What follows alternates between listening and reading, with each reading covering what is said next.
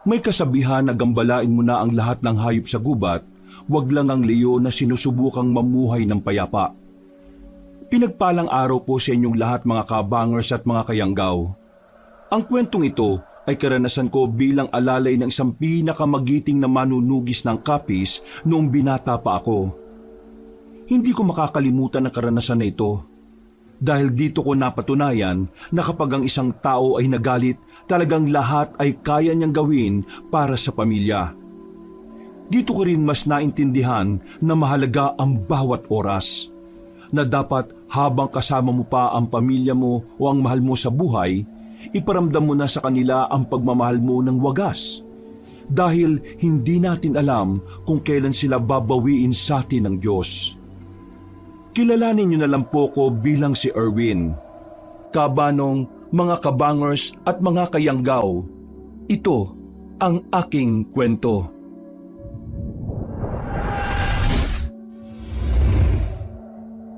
Bago nga pala magsimula ang ating kwento, sana'y mapindot niyo muna ang subscribe button at ang notification bell para lagi kayong nanonotify pag may bago tayong mga kwento. At huwag niyo rin kalilimutan mag-like at comment. Napakalaking tulong po ito sa ating channel para mas makapagatid pa kami sa inyo ng mga magaganda at mga nakakapangilabot na mga kwento. At ngayon, sa ating pagpapatuloy. Ano ba, Erwin? Bilisan mo ang lakad mo. Bakit, Tiyo? Ano ba nangyayari? Kinakabahan naman ako sa inyo eh. Basta bilisan mo talaga ang lakad mo. Mas sumusunod sa atin. Ho? Sino? Saan? Wala naman ako makita. Basta meron. Maluwala ka sa akin. Ano ba kasing nangyayari? May nakaaway ba kayo rito sa bayan? Wala. Pero masama kutob ko. Kilala mo naman ako kung ano ko noon. Sa dami ng pinatay ko noon, hindi malabong balikan nila ako. Pero ang tagal na nun, Tiyo. 10 taon na nakalilipas. Baka wala na rin yung mga yun. Tsaka, inubos mo na sila, di ba? Basta bilisan mo ang lakad mo. At baka maiwan kita. Kaya bilis-bilisan mo. Ito na nga po. Teka, dito ka lang. Wala na po ba sila? Dito ka nga lang muna. Ang kulit mo naman eh. Nanatili ako sa kinatatayuan ko, Kabanong. Dumampot ng 2x2 si Tiyo sa gilid. Habang nasa iskinita kami noon, hindi ko maiwasang hindi rin kabahan. Kilala ko si Tiyo. Alam kong kapag sinabi niya, totoo. Hindi niya ugaling manakot o gumawa lang ng kwento para mang-trip. Mga ilang sandali lang, biglang may lumabas na 2 lalaki sa likuran niya. Pagharap ni Tiyo ay agad niyang hinampas ang 2 yon. Nakailag ang 2 lalaki at nang makita ni Tiyo ang mukha ng mga yon, napatigil siya at napamura na lang. Binitiwan niya ang hawak na 2x2. Lumapit na rin ako sa kanila nang mapansin kong hindi naman pala sila magkakaaway. Kayo ba yung sumusunod sa akin? Oo, kami nga. Kanina ka pa namin sinusundan eh. Ang bilis mong maglakad. Eh, pambihira naman. Pinakaban niyo ako eh. Alam niyo bang nasa isip ko eh, patayin ko na kayo sa oras na makita ko kayo?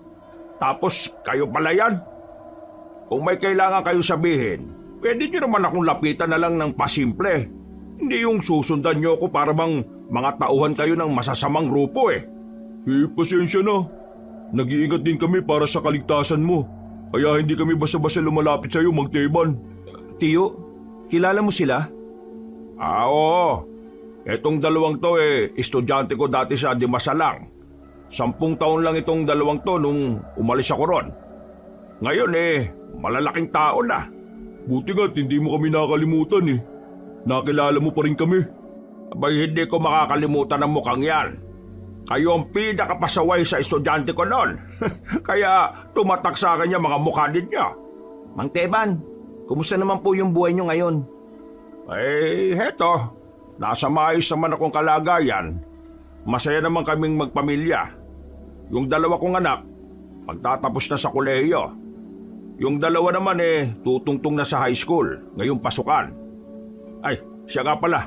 Eto si Erwin, pamangking ko. Palagi kong kasama yan dahil sa bahay lang din naman namin siya nakatira. Magandang hapon sa inyong 2. Kinagagala ko kayo makilala. Badang ang pangalan ko. Ito naman si Wilberto. estudyante kayo ni Tiyo sa pagiging manunugis, tama? Oo, ganun na nga. Alam nyo, kaarawan ng bunso ko ngayon eh. Tingnan nyo, meron kaming biniling cake at pansit. Nagpaluto rin kami ng iba pang handa sa bahay. May ginagawa ba kayo ngayon? Gusto nyo, sumama na kayo sa bahay, kain tayo. Nagkatinginan ng dalawang lalaki, Kabanong. Nawala sa mukha nila ang ngiti na kanina lang ay kitang-kita namin. Nagtaka naman si Tiyo. Bigla ring sumeryosong mukha niya dahil sa reaksyon ng dalawa. Oh, bakit? Anong problema? Meron ba? Ang totoo, kaya ka namin sinusundan. Kasi meron kaming mahalagang bagay na gustong sabihin sa iyo eh. Mang Teban, sana bumalik ka na sa samahan. Kailangan ka ng mga bagong henerasyon ng manunugis eh. At yan ang dahilan kung bakit nyo ako sinusundan. Ang pabalikin ako sa trabahong inalisan ko na 10 taon na nakakalipas. Alam kong hindi maganda na ito kagad ang bungad namin sa iyo. Pero ayaw naming magsayang ng oras eh. Bawat minutong lumilipas, nalalagay sa panganib ang samahan. Mas lumalaki ang tsansa na malagay sa peligro ang buhay ng maraming tao. Diretsuhin nyo na nga ako. Ano ba pinagsasasabi nyo?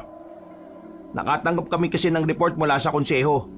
May mga namataan na aswang sa South. At hindi lang sila basta mga aswang ha. Nakumpirma ng ibang grupo na ang mga aswang na yun kasama sa naging labanan sa bundok 10 taon ang nakakalipas. Ibig sabihin, hindi nyo naubos yung mga aswang na yun. May ilang nakatakas. At ang mga nakatakas na yun ay may balak na bumalik. Naghahanda na sila, Mang Teban. Aba, imposible yung sinasabi ninyo. Sinigurado namin no na talagang naubos na namin silang lahat eh. Pagkatapos ng labanan sa bundok, sinuyod pa namin yung buong gubat. Ang mga abandonadong baryo, pati na rin yung South, pinuntahan namin. Wala na kami nakita mga aswang eh. Kaya hindi ako maniniwala na meron silang namataan na aswang sa South. Ako mismo magpapatunay na natalo namin silang lahat. Kung sino man yung mga taga-konseho na nagsabi sa inyo, gusto lang nilang pabalikin ako. Wala nang iba pang dahilan. Lihitimo ang impormasyong nakuha namin. Kami mismo. Nakumpirma namin nung nagpunta kami ng South. Pero kami nakita mga bakas ng aswang. Nakita nyo ng pisikal na may nabubuhay pang aswang? Hindi. Pero may mga palatandaan kami at mga bakas sa kanila. Hanggat hindi kayo nakakapagbigay sa akin ng matibay na ebidensya na meron pang aswang, hindi ako maniniwala. Pasensya na ah. Pero sinayang nyo lang yung oras nyo. Hindi na ako babalik sa samahan. Kaya ako nga sila inubos nun eh. Kasi gusto ko na pagkatapos maituon ko na ang buhay ko sa pamilya ko. Ngayon, masaya na ako. Namumuhay kami ng tahimik. Nasusubaybayan ko lahat ng magagandang pangyayari sa buhay ng mga anak ko. Kaya hindi na ako babalik sa trabaho na iniwan ko matagal na. Pero Mang Teban, wala kaming pinuno. Wala kaming sinusundan. Wala kaming gabay. Ikaw lang yun kung sakaling babalik ka. Kailangan ka namin. Hindi nyo ko naiintindihan dahil mga bagito pa kayo. Kapag matagal na kayo sa ganyang trabaho at nagawa nyo na lahat ng dapat, darating kayo sa punto na gugustuhin nyo lang na mamahinga sa katahimikan kasama mga mahal ninyo sa buhay. Sa ngayon hindi nyo pa yan mararamdaman. Kasi masaya pa kayo sa ginagawa nyo eh. Hindi ka ba naging masaya sa ginagawa mo noon? Naging masaya ba ako noon? Abay oo naman. Pero ang makitang unti-unting nalalaga sa mga taong itinuring ko na rin pamilya, ang makitang isa-isa silang namamatay dahil sa mga aswang na yon, pinakamasakit sa akin yon. Kaya ngayon, ayoko nang bumalik. Payapa na ang probinsya, payapa na ang Capiz, wala nang mga aswang. Gawa-gawa lang ng konseho mga nakarating sa inyo. Yung mga palatandaan, yung mga bakas, matagal nang nandun yun. Pero yung mga gumawa ng bakas, wala na sila. Paano kung totoong may nabubuhay pang aswang? Paano kung bigla silang umatake? Hayaan mo na lang ba na may masaktan at mamatay? Tapos ikaw, masaya na sa buhay kapiling ng pamilya mo? Oy, Brad. Hindi ko na gusto yung sinasabi mo ah. Magdahan-dahan ka sa mga salita mo. Nagsasabi lang naman ako ng pwedeng mangyari. Pero pasimple mong sinisisi si Tito sa pagkakaroon niya ng tahimik na buhay eh. Kung sakali mang mangyari ang sinasabi mo, wala na siyang kasalanan dyan. Kasalanan nyo na yan. Kasi kayo nang in charge dyan eh. At hindi na si Tio na wala na sa serbisyo. Brad, hindi mo naintindihan eh. Sa larangan namin, tungkulin muna bago ang iba. Wala na nga sa tungkulin si Tio. Ano bang hindi nyo maintindihan doon? Kaya nga kinakausap namin siya para bumalik siya kasi kailangan siya. Ayaw nga eh. Mahirap bang intindihin kapag ayaw? Pag ayaw, ayaw na. Alam niyo, kahit 10 taon na kayo sa samahan, mga bago pa rin kayo sa paningin ko. Hindi niyo pa naranasan na talagang humarap at makipaglaban sa mga aswang. Kapag naranasan niyo na ang naranasan ko, baka doon niyo palang maintindihan tama lang pala na pangarapin kong mabuhay na lang ng tahimik. Kapag naranasan yung mamatayan ng paulit-ulit, baka doon nyo palang malaman na mahalaga ang oras nyo sa pamilya nyo. Ulitin ko ayoko nang bumalik sa serbisyo. Ang buong buhay ko ilalaan ko na sa pamilya ko. Hanggang sa huling hininga ko, gusto ko pamilya ko kasama ko. Kaya wag nyo na akong pinipilit. Wag nyo na akong konsensyahin dahil kahit na anong mangyari, kahit na anong isipin nyo, pipiliin ko pa rin ang pamilya ko. Sa oras na magbalik sila, hindi lang kami ang malalagay sa panganib. Ikaw rin, pati ang pamilya mo. Ikaw ang una nilang babalikan, Mang Teban. Kaya sana, handa ka sa araw na yon. Nagbabanta ba kayo sa tiyo ko? Hindi ako nagbabanta, Brad. Ito mga sinasabi namin, paalala at warning lang. Sana makatulong to mga sinabi namin para maging handa kayo sa maaaring maging epekto ng pagbabaliwala nyo sa mga aswang. Kung sakali magbago ang isip mo, Mang Teban, eto, tawagan mo lang kami sa numerong yan. At pasensya na rin kung may pangit ako nasabi. Ikaw pa rin ang idol namin, kaya mataas ang respeto namin sa'yo. Sige na, umuwi na kayo. Uuwi na rin kami dahil kaarawan ng bunso ko ngayon. Ayaw ko masira ang araw na ito dahil mahalaga ito sa anak ko. Maraming salamat po sa oras niyo, Mang Teban. Napailing na lang si Tio at naglakad na rin kami paalis. Ramdam ko ang inis ni Tio base sa pagkakaigpit ng yakap niya sa bilao. Nang makarating na kami sa sakayan, doon pa lang ako nagkaroon ng pagkakataon na kausapin si Tio. Tingin mo, Tio, gumagawa lang kaya sila ng kwento para pabalikin ka? Hindi sila. Yung konseho ng mga manunugis. Mahilig silang gumawa ng problema kahit wala naman talagang problema. Ginagawa nila yun para pabalikin ako. Ilang beses na nilang ginawa yun eh. Kala siguro nila maliniwala ako. Pero ngayon, iba na yung galaw nila. Ginamit na nila yung 2 kong paboritong estudyante noon. Grabe pala mga yan no? Wala silang respeto sa buhay ng ibang tao. Basta lang masunod yung gusto nila. Hindi naman ako babalik kahit na anong gawin nila eh. Masaya na ako sa buhay ko ngayon.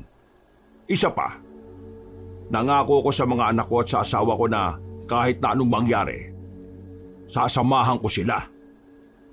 Huminga ng malalim si Tio. Ramdam ko ang stress niya nung mga oras na yon. Pero pinipilit na lang niyang burahin sa isipan niya ang mga bagay na nangyari. Makalipas ang ilang minuto, bigla kaming nasiraan. Mura ng mura ang driver ng tricycle. Inabot kami ng halos kalahating oras. Sumapit na rin ang gabi pero nasa gilid pa rin kami ng kalsada. Mabuti na lang, merong napadaang kakilala ng driver. Tinulungan ng maayos ang tricycle kaya nakaalis rin kami. Dakong 7:00 na nang makarating na kami sa baryo namin. Tahimik at payapa sa lugar na yon. Kakaunti pa lang din kasi ang nakatira doon. Tapos magkakalayo rin ang mga bahay. Nako, magugustuhan to ni Bunso. Nung nakarampa gusto na niyang tumikim ng cake eh. Ang sabi ko, hintayin na lang niya yung birthday niya. Hindi makapaghintay yung loko eh. Alam niyo ba na kinukulit din ako noon? Nabigyan ko siya ng pera para makabili daw siya ng cake. Sabi ko, wala naman akong pera eh. Kasi nag-aaral pa rin ako. Ang kulit eh. Yan talagang bunso ko, oh. Kahit 15 anyos na akala mo baby pa rin eh. Hindi ko naman yun matanggihan kasi nung nasa serbisyo pa ako, hindi ko siya madalas makasama. At baby pa kasi siya noon. Ngayon na ako nakakabawi sa kanya eh. Swerte nga po ng mga pinsan ko sa inyo eh. Ang buti niyong ama. Swerte ako sa kanila. Sila ang lakas ko eh. Oh, nandito na pala tayo. Mula sa gate, may ilang metro na daan papunta sa pinakabakuran at napangiti pa si Tio sa sobrang pagkasabik. Iniisip namin kung ano ang magiging reaksyon ng bunso niyang anak.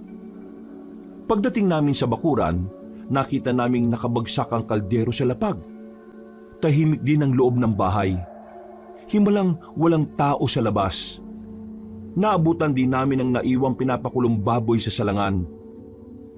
Mayroong napansin si Tio sa lapag. Pagtingin namin, dugo.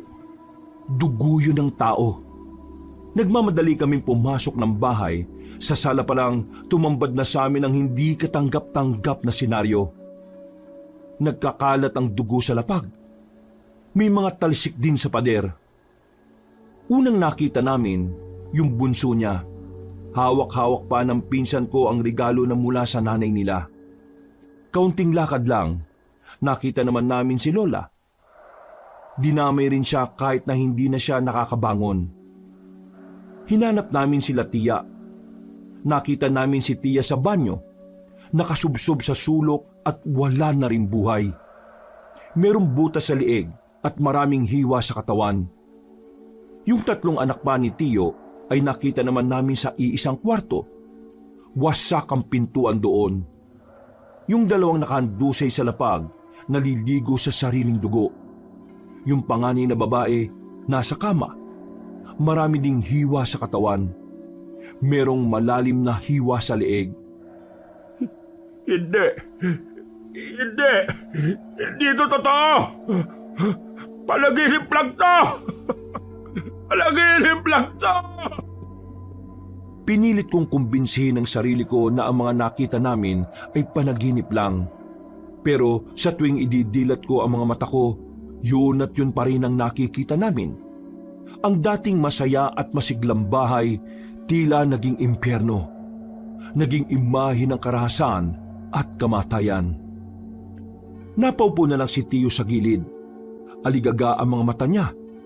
Hindi mapakali ang kamay niya. Para siyang mababaliw. Para siyang masisiraan ng ulo dahil sa sabay-sabay na pagpatay sa pamilya niya. Nung mga oras na yon, Kabanong, kahit papaano ay nakakapag-isip pa ako ng maayos. Kaya agad kong tinawagan ng barangay. Dumating sila matapos ang ilang minuto. Kasunod naman noon ang mga pulis. Galing po kami sa bayan. Bumili lang kami ng cake at pansit. Pag-uwi namin kanina, eto na yung inabutan namin. Kaaway? Wala namang nakaaway si Tio. Mabuti siyang tao. Lahat naman ng kalugar natin nakakasundo niya. Kaya hindi ko talaga alam kung sino ang pwedeng gumawa ng karumal-dumal na to. Ang daming pinagtatatanong ng pulis. Pero ilan sa mga yon ay hindi ko na rin kinayang sagutin. Wala kasi talaga akong ideya kung ano ang tunay na nangyari. Kung sino ang mga salarin. Si Tio naman, natulala lang siya habang pilit kinakausap ng mga pulis.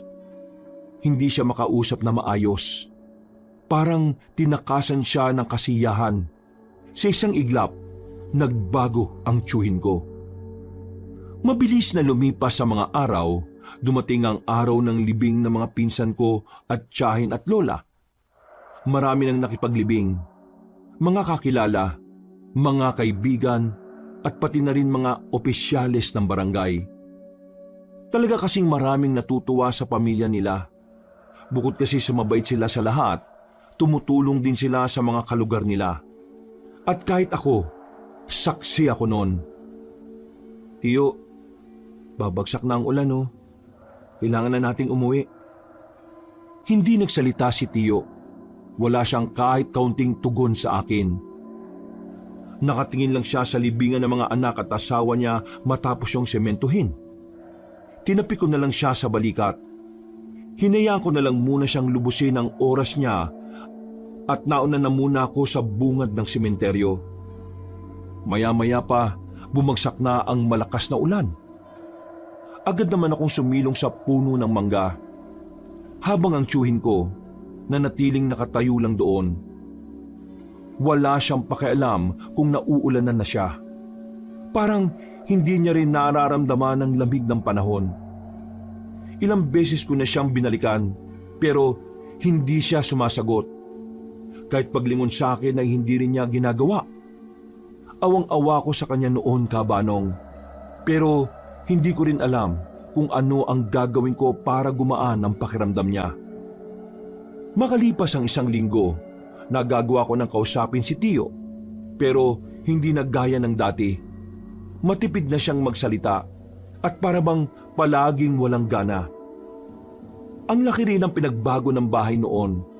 6:00 pa lang ng umaga ay maingay na sa loob. Pero mula nang mamatay si Tia, kahit 3:00 na ng hapon ay parang madaling araw pa rin sa sobrang tahimik. Kakatono ko lang yan nung nakaraang araw. Nawala na naman pala ulit sa tono. Maluwag na yata yung pinakakaabitan ng string, Tio eh. Siguro. O sige na, umuwi ka na muna sa inyo. Ho?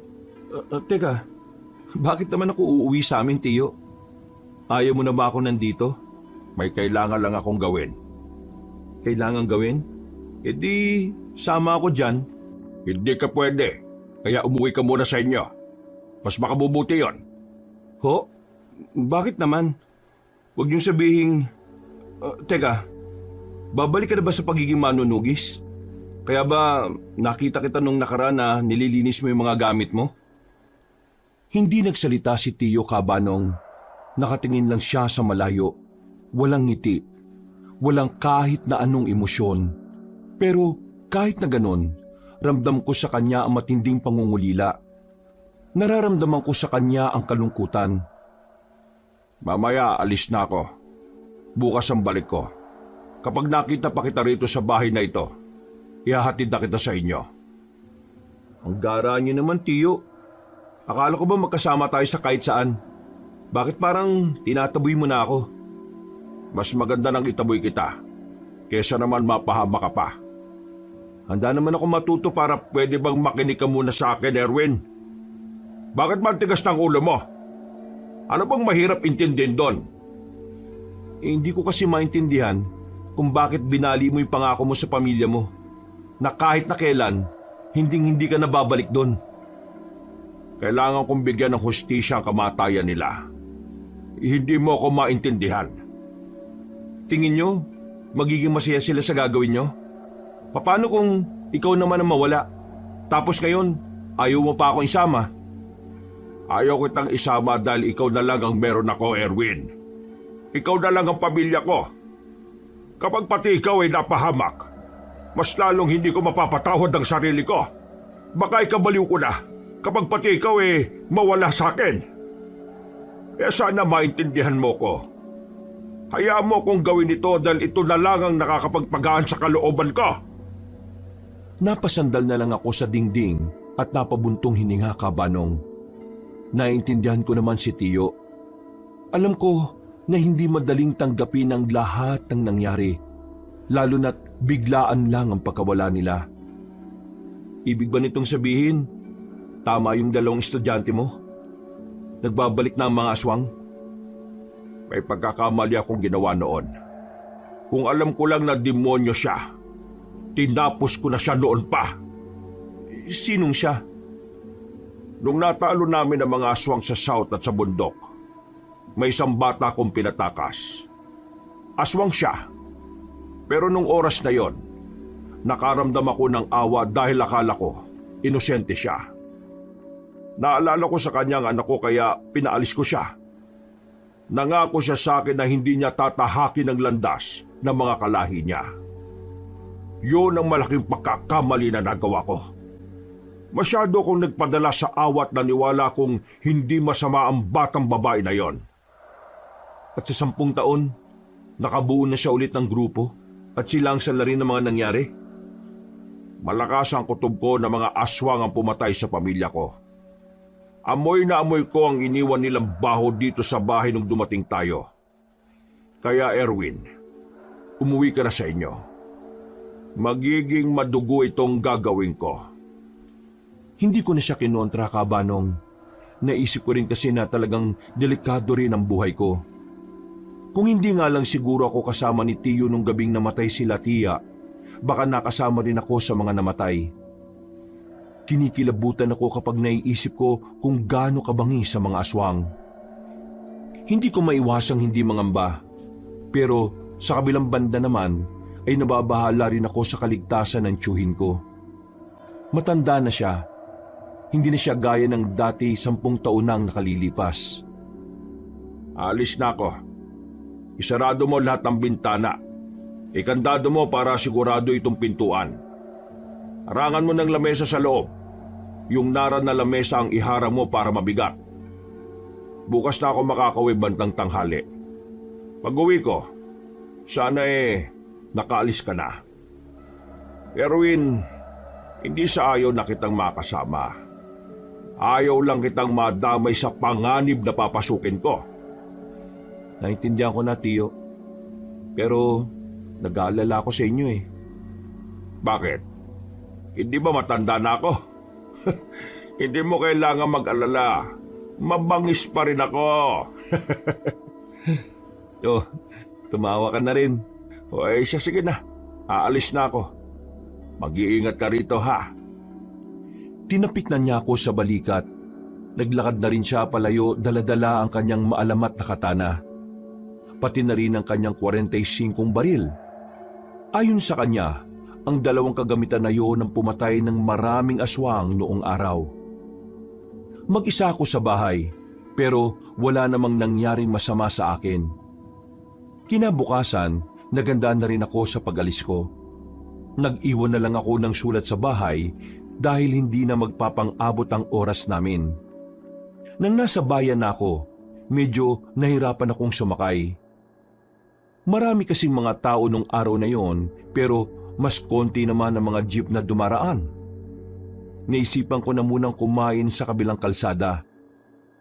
Pagpasok ko sa karinderya, nakita ko si Wilberto at Badang na kumakain. Napatingin din sila sa akin. Oh, Darwin! Pamangkin ni Mang Teban, tama? Oo, pamangkin ni Mang Teban. Tama ho yun. Pero yung Darwin, mali. Erwin kasi, Brad. Erwin. Ah, Erwin pala. O, ano ginagawa mo rito? Kakain ho sana. Nagugutom ako eh. Ayos din pala itong pamangkin ng idol natin no? Yung tanong mo kasi pangtanga eh. Tanungin mo anong gagawin niya rito. Malamang kakain. Alam nga namang maligo yan dito kainan to. Erwin, dito ka na lang din umupo. Sabayan mo kami. Sige. Ay, siya nga pala. Kumusta na tiyuhin mo? Hindi ba nakaabot sa inyo yung balita? Akala ko, pinuntahan niya kayo eh. Pinuntahan? Yung pag-uusap namin, di ba ayaw niya?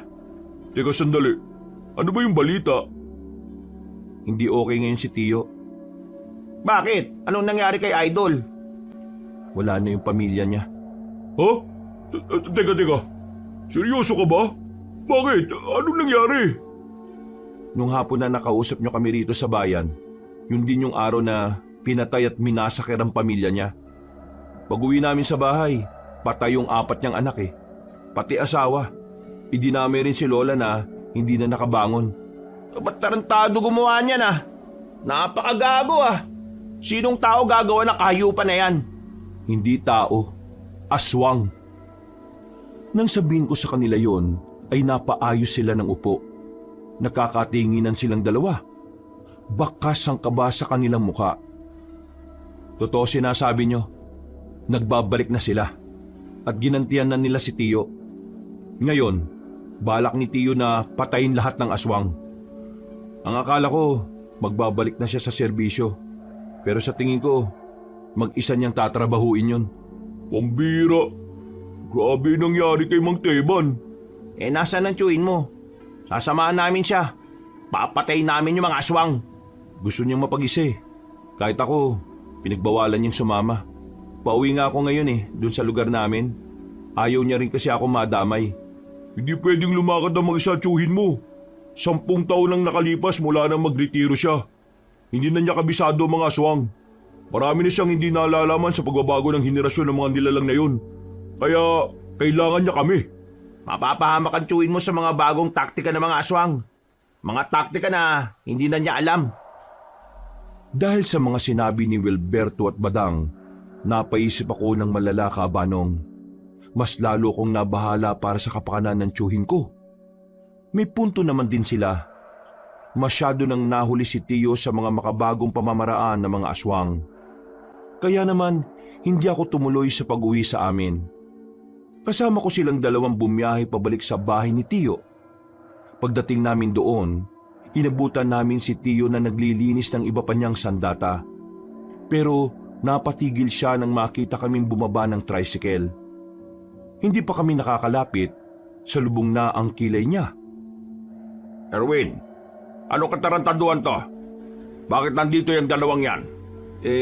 Aksidenteng nakita kaming tatlo sa karinderya sa bayan. Nasabi ko sa kanila yung gagawin mo. Pasensya na ho, Tiyo. Mang Teban, sasamahan ka namin sa laban mo. Hindi! Muwi na kayo! Pakinggan niyo muna kami, Idol. Pinag-aralan na ng konseho mga galaw ng mga aswang. Kung hayaan mo kaming tumulong, malaki ang may tutulong na mga impormasyon na pwede naming makuha sa konseho. Mang Teban, ang mga aswang ngayon hindi na gaya ng aswang 10 taon na nakalipas. Iba na sila. Mas matalino na sila ngayon, hindi gaya noon. Sinasabi mo bang mga inutil ang mga aswang noon? Kaya sila natalo. At dahil matatalino na sila ngayon hindi ko na sila kakayanin? Hindi naman sa ganun. Ang sinasabi ko lang, meron silang bentay sa maraming aspeto dahil makabago na rin ang pamamaraan nila ng pag-atake. Napakinggan ko na kayo. Sige na, umalis na kayo. Hindi ko kailangan ng tulong ninyo. Ikaw, Erwin, umalis ka na rin at huwag ka nang babalik dito kahit na kailan. Naintindihan mo ako? Tiyo, may punto naman silang dalawa Bakit ba ayaw niyong tanggapin yung tulong nila? Laban ko tong mag-isa. Walang pwedeng makialam. Personal ito. Personal! Hindi niyo ako maintindihan Maliban na lang kung papatayin din ng aswang ang mga pamilya ninyo. Kaya bago pa ako magalit ng tuluyan, umalis na kayo rito! Alis! Napapailing na lamang kami, Kabanong. Wala kaming nagawa kundi ang sundin ang sinabi niya. Lumabas na lang kami ng bakuran at naglakad palabas ng gate. Sabi ko na sa inyo Intindi na lang natin. Hindi rin naman kasi madaling tanggapin ang nangyari. Para sa akin, normal lang yung nagiging reaksyon at ugali niya ngayon. Mabuti pa palipasin na muna natin. Hindi natin to pwedeng palipasin. Habang lumilipas sa mga araw, mas lalong malalagay sa panganib ang buhay niya. Malakas ang loob ng mga aswang. Parang alam na nila na wala na sasamahan si Mang Teban kaya hindi sila natatakot. Hindi na namin pinilit pa ang gusto namin. Umalis na kami roon. Dahil hindi ko pa gustong umuwi sa amin, makikitira muna ako sa kanilang dalawa. Total, magkasama naman daw sila sa iisang bahay. Ilang minuto lang ang nakalipas, nakabalik na kami sa bayan. Maayos at maganda naman ang bahay na tinitirhan ng dalawa. Kaya palagay ko, magiging komportable naman ako ron. Pasensya ka na Ito lang bahay namin. Ang ganda nga Babalikan natin si Mang Teban bukas. Kailangan natin siyang makausap ulit. Hindi ba dapat palamigin muna natin yung ulo niya? Wala na tayong dapat sayangin na oras. Hindi natin alam ang binabalak ng mga aswang Tahimik ng gabing yon. Habang nakahiga ko at nakatingin sa kisame, hindi mawala-wala sa isipan ko si Tiyo Teban. Kahit alam ko naman kung gaano siya kahusay na manunugis noon. Hindi ko pa rin maiwasan na hindi mag-alala para sa kapakanan niya. Dahil sa kakaisip ng kung ano-ano, dinalaw na rin ako ng antok. Maayos ang gising ko kinabukasan. Iniwan ako ng dalawa at bumalik sila bandang hapon. Wala kaming sinayang na pagkakataon. Agad na rin kaming bumiyahe papunta sa bahay ni Tiyo. Magbabaka sakali ulit kaming mapapayag siyang sumama kami sa kanya. Pero Nang dumating kami roon, meron kaming nakitang matandang babae na nakagapos sa puno ng nyog sa gilid ng bahay niya. Buwaghag ang buhok ng matandang babae. Nanlilisik din ang mga mata nito. Mahahaba din ang kuko. Lalapitan ko sana para kausapin pero pinigilan ako ng dalawa. Ayon sa kanila, aswang ang nakagapos noon. Anong ginagawa nyo rito? Ilang beses ko bang sasabihin na hindi ko kailangan? Tignan nyo, sisiw lang sa akin ang paghuli sa isang ito. Patunay lang yan na kaya ko pa rin gumalaw kahit wala akong kasama. Tiyo, saan mo kinuha yan? Hindi na mahalaga yon. Ang mahalaga, nandito siya at pipigain ko siya. O ano, di ba kaya alis? Anong gusto niyo makita? Kung paano ko pagsasalitain ng matandang ito? Kinuha ni Tiyo ang tubo sa silong ng bahay. Lumapit ito sa matandang babae at tinukoy ang dulo ng tubo sa ulo nito. Umangil naman ang aswang na yon. Galit na galit. Naglalaway at lumalabas pa ang mahaba at matulis nitong dila. Tanda, sabihin mo sa akin kung nasaan ang iba mong mga kasama. Kung hindi ka magsasalita, pahihirapan lang kita. Wala akong alam sa sinasabi mo. Wala akong kasama. Mag-isa lang ako namumuhay sa gubat. Wala akong kakilala. Hoy, tanda, hindi ako pinanganak kahapon. Para sabihin ko sa iyo, marami na akong pinatay na aswang noon. Kaya hindi na bago sa akin yung mga pinagsasasabi mo. Kung hindi ka magsasabi kung nasaan sila, pahihirapan kita. Kaya ngayon, tatanungin ulit kita. Nasaan ang iba mong mga kasama? Bakit ba ang kulit-kulit mo? Wala nga akong kasama. Ano naman kung marami ka nang napatay na aswang? Anong mapapala mo sa akin wala nga akong alam. Wala kang alam ano yung mga nakita ko sa loob ng bahay mo? May mga larawan kayo. At nandun sa larawan na yon, ang mukha ng batang babae na pinatakas ko noon. Hindi mo ako maloloko. Magsasalita ka o ipatitikim ko sa iyo itong hawak ko. Bahala ka sa buhay mo. Wala akong sasabihin kasi wala akong alam. Ganun ba? Hindi nagdalawang isip si Tiyo. Hinataw niya ng malakas sa matandang babae ng tubo sa muka. Sa lakas ng pagkakapalo niya ay agad na dumugo ang bibig na matanda. Hindi pa nakontento si Tiyo. Nakailang ulit niya pang hinataw ang mukha nito pero hindi pa rin nagsasalita ang matandang aswang. Ngayon, sabihin mo sa akin, nasaan ang iba mong mga kasama? Wala akong kasama. Wala. Wala. Sige, tingnan natin. Subukan naman natin tong isang pamalo. Kinuha naman ni Tiyo ang maso. Pinalo niya ang tuhod ng aswang. Napaangil ng malakas sa matandang babae at pilit kumakawala sa pagkakagapos pero hindi ito nagtagumpay. Tiyo, mukhang wala ka namang mapapala dyan Bakit? Naawa ka ba sa aswang na ito? Kulang pa ito sa ginawa nila sa pamilya ko. Biglang pinalo ulit ni Tiyo ang aswang na yon sa kabilang tuhod. Pero tikom pa rin ang bibig ng aswang. Kita ko sa mukha ni Tiyo na parang nababanas na siya. Noong mga sandaling yon, aminado kong nakaramdam ako ng takot sa kanya. Kahit yung dalawang kasama ko, nakilala rin siya, ay hindi rin makapaniwala sa nakikita nila. Ang sabi kasi nila, hindi naman daw brutal si Tiyo noon. Pero hindi ko rin naman masisisi si Tiyo kung maging ganon ang trato niya sa aswang. Ang nilalang na yun ang dahilan kung bakit namatay ang pinakamamahal niyang pamilya. Mukhang hindi na kita mapapakinabangan, tanda. Kaya tingin ko dapat na kitang tapusin ngayon. Patayin mo na lang ako kasi wala kang mapapala sa akin. Kayong dalawa, di ba gusto niyong makatulong? Oo, anong may tutulong namin? Kalagan niyo itong aswang na ito. Kalat ka rin niyo papunta sa tulay. Mahihiramin lang ako sa kumpare ko sa kabilang sityo. Tiyo, ano bang gagawin niyo? Hindi na nagsalita si Tiyo at agad na ring lumabas ng bakuran kabanong. Si Badang at Wilberto naman ay sinunod ang utos niya. Tinanggal nila ang pagkakagapos ng matandang aswang. Hinang-hina na yon, kaya hindi na rin makakatakas kung sakali mang tangkain ito. Nang nasa tulay na kami, nakita na lang namin na meron ng paparating na truck. Papunta yon sa amin.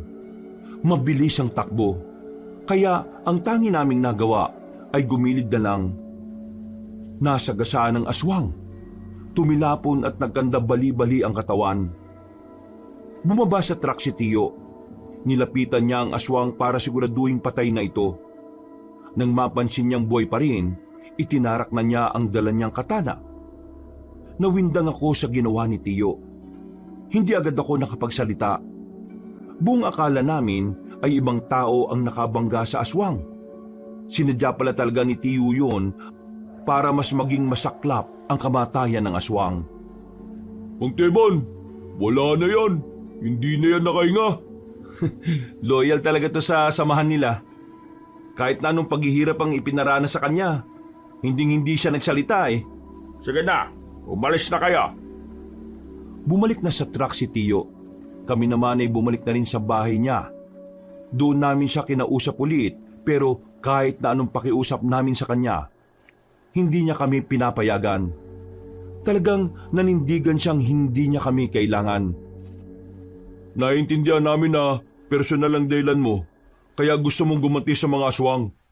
Pero sana, isipin mo rin na hindi basta-basta ang makakalaban mo. Kaya nga kami narito para tulungan ka eh. Hindi ka ba nakakaintindi? Pagiging matipid ba ang natutunan nyo? Nung hindi na ako ang naging guru ninyo? Pagiging makitid? Hindi naman pagiging makitid ang pagnanais na makatulong sa dating kasamaan ah. Ikaw ang makitid mag-isip dahil masyado kang emosyonal. Kaya minamasama mo mga nagmamalasakit sa'yo. Ano sinabi mo? Hindi ganyan ang Teban na kilala namin. Hindi ka brutal na tao. Yung Teban na kilala nyo ay matagal nang natapos. Ibang Teban na ang kaharap nyo ngayon. At ang bagong Teban ngayon ay wala nang alam sa bagong henerasyon ng mga aswang. Kaya dapat matuto kang humingi ng tulong. Sino ka ba sa kala mo? Para diktada ka. Bagito pa lang kayo. Tama na yan, Brad. Hayaan mo na siya kung ayaw niya. Hindi pwede. Mapapahamak siya kung wala tayong gagawin. Papahamak? Minamalit mo ba ako? Tio, kalma lang. Hindi naman ganyan na ugali mo eh. Ano bang nangyari sa'yo? Huwag niyo lang akong pakialaman para wala na tayong problema. Papatayin ko ang mga aswang na yon sa paraan na alam ko. Kaya ang gawin nyo, umalis na kayo dahil nakakaabala kayo sa mga gusto kong gawin. Wala kayong magagawa. Marami pa kayong kakainin bigas bago nyo ako mahigitan. Bakit? Ano bang tingin mo sa amin? Mga batang kulang sa kaalaman at karahasan. Kung yan ang tingin mo sa amin, sige, bahala ka sa buhay mo. Kapag napahama ka, sana wala kang sisisihin kundi sarili mo lang ha. Alberto, tara na.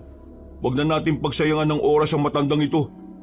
Magaling at perpekto naman yata yung nung ininom niya yung reseta ng gamot na binigay sa kanya ng doktor niya. Alberto, tara na. Huwag na natin pagsayangan ng oras ang matandang to. Magaling at perpekto naman yata siya eh. Kaya na niya sarili niya. Tinakip na lang ako ni Wilberto sa balikat at naglakad na rin sila paalis. Naiwan ako sa harapan ng tiyuhin ko. Tumingin siya sa akin na masama. Kinabahan ako pero nagdesisyon akong samahan siya. Ano ba ginagawa niyo dyan? Sumunod na kayo ron sa dalawa. Hindi, dito lang ako. Isa ka rin eh. Hindi ka rin makaintindi. Umalis ka na nga para matahimik na ang buhay ka. Kahit naiwan kita rito, hindi naman magiging tahimik ang buhay mo eh. Alam mo kung bakit? Kasi puro potyang nandyan sa puso mo. Nagulat ako nang bigla kong hawakan ni Tio sa kwelyo. Tinulak niya ako padikit sa pader. Galit na galit ang tingin niya sa akin. Kinabahan ako noon dahil akala ko sasaktan niya ako. Pero binitiwan niya lang din ako. Umalis ka na. Gusto ko mapag-isa, Erwin. Hindi ako aalis, Tio. Alam kong gusto nila Tiha na bantayan kita. Kaya hindi kita iiwan dito. Hindi ko na alam ang gagawin ko. Ang tumatakbo lang sa isip ko, kailangan kong mapatay ang mga aswang para mapatawad ko ang sarili ko, Erwin. Kaya sige na, Hayaan mo na ako, hinayaan naman kita Tiyo eh. Ang gusto ko lang naman, hayaan mo rin akong samahan ka. Hindi lang ikaw yung nawalan. Nawalan din ako ng pinsan, lola at tiyahin. Masakit din sa akin na nangyaring ito, Tiyo. Sobrang sakit din. Tuwing gabi, palagi kong naalala yung itsura nila nung datnan natin sila rito. Hindi lang naman ikaw ang nahihirapan eh. Ako rin. Hindi ko rin mapatawad ang sarili ko sa nangyaring yun. Nangako rin ako noon kay Tia na kahit na anong mangyari, puprotektahan ko ang mga pinsan ko. Pero wala na akong nagawa nung gabing yun. Kagaya mo, sinisisi ko rin ang sarili ko. Huminga ng malalim si Tiyo Kabanong. Umupo siya sa pintuan at napatingin sa malayo. Tinabihan ko rin siya at inakbayan. Tiyo, sasamahan kita. Sabay nating kukunin ang hustisya para sa kanila. Kaya sana naman, tulungan mo rin ako. Tulungan mo akong makatulong sa'yo. Maraming salamat. Maraming salamat talaga, Erwin. Naliwanagan na rin si Tiyo noong gabing yon. Pumayag na siyang samahan ko siya. Pero hindi siya pumayag na makialam ang konseho sa magiging misyon namin. Hindi niya rin gustong isama si Badang at Wilberto. Dahilan niya, ayaw niyang mapahamak ang dalawang yon. Hindi dahil alam niyang kulang pa sa karanasan, ngunit dahil ayaw niyang may mabawasan na naman sa mga taong mahalaga sa kanya. Kinabukasan, medyo magaan ang pakiramdam ko. Nakikita ko na rin nakangiti si Tiyo. Habang pinagmamasdan niya ang larawan nilang magpamilya. Ramdam ko ang namumuong pag-asa at saya sa kanya. Nilapitan ko siya at inakbayan. Pakiramdam ko noon, bumalik na ang dating Tiyo ko na talagang positibo sa buhay. Tiyo, si Badang at Wilberto, hindi ba talaga sila pwedeng sumama? Ramdam ko kasing sincero sila sa pagtulong sa atin eh. Hindi ko pa nababasa ang galaw ng mga aswang eh. Kaya delikado kung marami tayong gagalaw. Kapag marami, mas madali nila tayong mababantayan. Kung sakaling dumating ang oras na kailanganin na natin ng tulong, handa akong tanggapin sila. Kailan mo ako tuturuan ng mga nalalaman nyo? Ngayon, Agad-agad? wala tayong oras para magbuni-muni. Sa ginawa kong pagpaslang sa matandang aswang, siguradong galit na sila. Opisyal yon ng mga aswang. Opisyal? Sigurado ka, Tiyo? Oo. Hinalungkat ko yung mga gamit niya bago ko sunugin ang bahay niya. Doon ko nalaman na talagang konektado siya sa mga aswang na pumaslang sa pamilya ko. Ang kaso nga lang, hindi talaga siya nagsalita. Mukha talagang handa siyang mamatay para lang sa samahan nila. Kung ganun, mangangapa pala talaga tayo. Oo. Natsambahan ko lang talaga yung matandang yun sa gubat. Makalipas ang ilang sandali, ay sinimulan na rin naman namin ni Tiyo ang pagsasanay. Ang dami niyang itinuro sa akin. Mga bagay na hindi ko inaakala na nagagawa niya pala talaga noon at hanggang ngayon. Medyo nahirapan ako sa ilang galaw na itinuro niya sa akin. Pero lahat talaga ng yon ay natutunan ko lang sa maghapon. Mga bandang 6:00 ng gabi, nagpapahinga na kami habang umihigop ng tableya. Pawis na pawis ako. Pagod na pagod at talaga namang bugbog ang katawan sa kakagalaw. Nung kaidaran mo ako, hindi ako ganyang kabilis matuto. Nakakatuwa ka kasi mabilis ka makakuha ng mga tinuturo ko sa'yo. Ibig ba nitong sabihin, ako nang susunod sa yapak mo? Kung ako ang tatanungin, ayokong tahakin mo ang ganitong landas. Ngayon lang kitang pinapayagang sumali sa ganito kasi gusto mong makatulong. Napangiti na lang ako sabay higop ulit ng tableya. Makalipas ang ilang araw, unti-unti ko na ring nakukuha ng tama ang mga tinuturo sa akin ni Tio Teban. Kahit papano, nagiging pino na rin ang mga kilos ko at galaw ko. Masaya ako noon dahil palagay ko, malaki na rin ang may tutulong ko para sa misyon na gagawin namin ni Tio. Isang hapon, umalis kami ng aming baryo. Dala-dala namin ang mga sandata namin. Yun ang simula ng paghahanap at pagtugis namin sa mga aswang. Tiyo, anong baryo ba to? Mag-aalas 9 na ng gabi. Ang dami pa rin tao sa labas. Ang iingay pa. Matagal na akong pumupunta rito.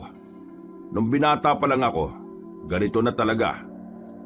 Ayon sa paniniwala ng mga tao rito mas maingay sila sa gabi para maitaboy daw ang mga masasamang elemento. Bakit nandito tayo? May aswang ba rito? Noon, ang mga aswang ayaw ng maraming tao. Ayaw sa maingay. Pero ngayon, malakas ang kutob ko na iba na ang ginagawa nila. Humahalo na sila sa tao para hindi sila maging kahina-hinala. Ang tingin ko, ito ang perpektong lugar para magpanggap sila. Pumasok na kami ni Tiyo sa baryo. May mga sumalubong sa amin para painumin ng alak. Pero tinanggihan lang namin para makaiwas sa tinatawag na yanggaw. Pumunta na muna kami sa isang bakuran kung saan merong nagbibinggo roon. Umupo kami sa gilid at inilabas ang sarili naming pagkain. Pinagmamasdan lang namin ng mga tao. Nagmamasid kami sa paligid. Maging alerto ka ha. Baka isa sa mga taong nakikita natin ngayon mga aswang na. Wala ba tayo nung langis na sinasabi mo dati na nakakatukoy ng aswang? Ginamit ko yon nung bago ko mahuli matandang aswang. Pero hindi na yun tumatalab ngayon sa kanila. Ibig sabihin, yung mga aswang ngayon, hindi na sila nararamdaman ng langis. Kaya mano-mano natin silang uobserbahan ngayon. Habang kumakain kami ni Tiyo, napansin ko ang isang lalaki na nakatingin sa akin. Itinuro ko sa kanya yon. Tumigil kami sa pagkain. Nang mapansin din ng lalaki na nakatingin ako sa kanya, bigla na lang siyang naglakad paalis. Nagmamadali naming sinundan ng lalaking yon. Inihanda na rin namin ang aming sarili. Nang lumiko na kami sa isang kanto, tuluyan na namin siyang naabutan. Dinakma agad ni Tiyo ang lalaki sa balikat. Hinila ng malakas at agad na tinutukan ni Tiyo ng patalim sa liig. Sabi mo sa amin kung nasaan ang mga kasama mo. Dahil kung hindi, ibabaong ko itong hawak kong katana sa leeg mo. At hindi pa ako makukontento. Susunugin kita habang nagingalo ka. Ano ba yan? Diyos ko! Winawaral niyo, Kesh! Ano bang nagawa kong wrongfully sa inyo? Sinetch ba kayo? Mga person kayo? Teka, bakit ganyan ka magsalita? Obvious ba bagets?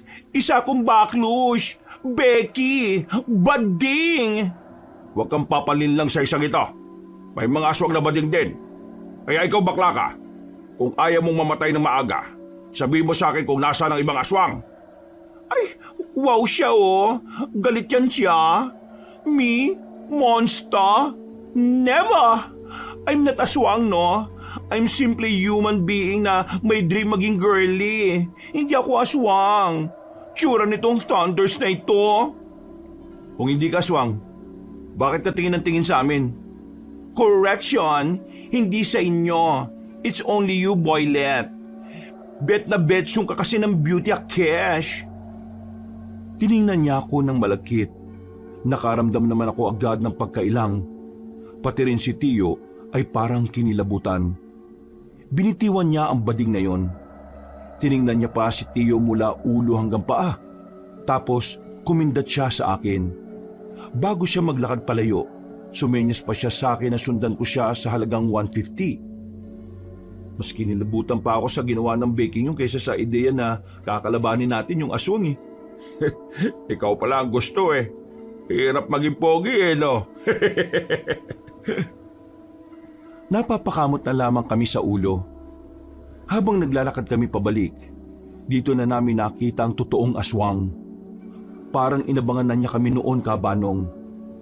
Nakatingin siya sa amin at nagawa pa kaming ngisihan. Nang lalapitan na sana namin siya, ay bigla siyang tumakbo ng mabilis. Hinabol namin siya ni Tiyo at wala na kaming pakialam kung makabanggaan namin ang iba naming makakasalubong na tao. Sa kakasunod namin, nakarating na kami sa isang abandonadong gusali. Madilim na roon at tanging ang kakaunting liwanag lang mula sa buwan ang nagsisilbing ilaw. Hindi na muna kami umabante. Sinuyod muna namin ang tingin ng buong paligid. Tiningnan ng likuran ng mga nakatambak na lumang gulong. Erwin, ganda mo sarili mo. May nararamdaman ako rito. Isa lang yun. Kayang-kaya natin yun, Tiyo. Hindi sila nag-iisa. Marami sila. Nang sabihin ni Tiyo ang bagay na yon, ay agad na dumaloy ang kaba sa aking kalooban. Parang biglang naglaho ang inipon kong tapang. Malakas ang loob mong hanapin kami. Ha! Hinahanga mo ako. Teka, Teban ba pangalan mo? Tama ba ako? Huwag kang umasta na parang ikaw ang pinuno ng mga salot na yan. Hindi mo ako maangasan. Ang mabuti pa, umalis ka na sa bubungan na yan. Bumaba ka rito at kalabanin mo ko kung talagang malakas ka. Ha! Yung sinasabi mo kasi ay lumang tugtugin na yan. Hindi na tanga mga aswang para magsayang ng oras sa sitwasyon na hindi kasama sa mga plano. Bakit ka magalit na galit? Kasi nalagas nga pala ang pamilya mo. Naalala ko na kung papaanong magbakawang nanay mong hindi na makabangon. Pati na rin yung asawa mong iyak ng iyak. Lumuhod pa nga sila nun eh. Ang kaso, hindi naawa yung pinuno namin. Kaya yun, pasensya na ha. Kasama ka pala sa mga pumaslang sa pamilya ko. Pwes, hindi mo na ako pahihirapan sa paghahanap sa'yo. Papatayin na kita ngayon. Ang kaso nga lang, wala akong panahon para lumaban sa'yo. Sapat na sa akin na malaman na kumikilos ka na para gumante. Ipaparating ko ito sa aming mahal na pinuno. Huwag kang duwag. Lumaba ka sa akin. Magaling lang kayo sa mga taong walang kalaban-laban sa inyo eh. Walang kalaban-laban? Hindi totoo yan. Sa katunayan, yung 4 mong anak eh makukulit. Sinubukan nilang kaming labanan. Ang problema, wala naman silang alam sa pagpatay sa mga kagaya namin eh. Kaya nangyari, sila namatay. Bakit? Masakit ba? Masakit bang mawala ng pamilya habang sinusubukan mong mamuhay ng masaya? Sobrang sakit ba? Kulang pa yan sa ginawa mong paglagas sa angka ng mga aswang. Pasalamat ka ba nga nakasama mo pa sila ng ilang taon eh, bago sila pinatay? Tiyo, huwag kang makikinig sa kanya. Sinisira lang niya yung kaisipan mo para mawala ka sa focus. Totoo naman ang sinasabi ko ah. Masakit talaga mawala ng mahal sa buhay. Kaya naiintindihan ko kung bakit ka nagagalit, Teban. Pero, inalulungkot kong sabihin sa'yo, hindi ngayon ang tamang pagkakataon para makaganti ka sa akin. Pero bilang pagpalubag loob, iiwan ko ang mga bata ko para kalabanin ka. Sila na lang ang pagbuntungan mo sa ngayon. Ayos na rin yan. Hindi na masama. Aswang din naman ang mga yan eh. Huwag kang umatras, huwag! Bye-bye! Magkikita pa naman tayo ulit eh. Hanggang sa susunod! Umalis na ang matandang lalaki, Kabanong. Saka naman kami pinalibutan ng mga aswang. Kitang-kita ko sa mukha ni Tiyo ang labis na galit. Tumataas na naman ang emosyon niya. Mga ilang sandali pa, sabay-sabay nang lumapit ang mga aswang. Hindi nagpatinag si Tiyo. Nilapitan niya rin ang mga yon. Namangha ako sa kung paano niya hinarap ang halos 6 na aswang, habang ako naman ay isa lang ang kaharap ko. Wisit kang aswang ka? Ganyan pala mukha mo? Agad kong hinagupit ng itak ang aswang na yon, pero nakailag siya at sumampa sa mga nakatambak na gulong. Kumuha naman ako ng bote sa gilid at binato ko sa pagbumukha niya. Nang tamaan siya, ay mas lalo siyang nanggigil sa akin. Nagmamadali niya akong inatake. Makailang ulit niya akong tinangkang kalmutin. Pero buti na lang ay alam ko kung paano iiwasan ang mga atake niya. Nang makakuha ko ng tamang pagkakataon, mabilis ko siyang tinaga. Tinamaan na siya sa hita. Dahilan para bumagal ang galaw niya. Dahil doon, mas lalo akong nagkaroon ng lakas ng loob. Mabilis kong pinagtatataga ang aswang. Hanggang sa tuluyan na nga siyang mapahiga at malagutan ng hininga. Tiyo, ayos ka lang? Hindi niya ako sinagot.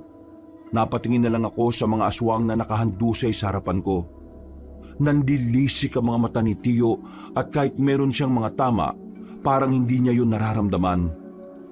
Pinatay niya ang 6 na aswang na walang kahirap-hirap. Hindi lang niya basta pinaslang. Nilasog-lasog niya pa ang katawan ng mga yon.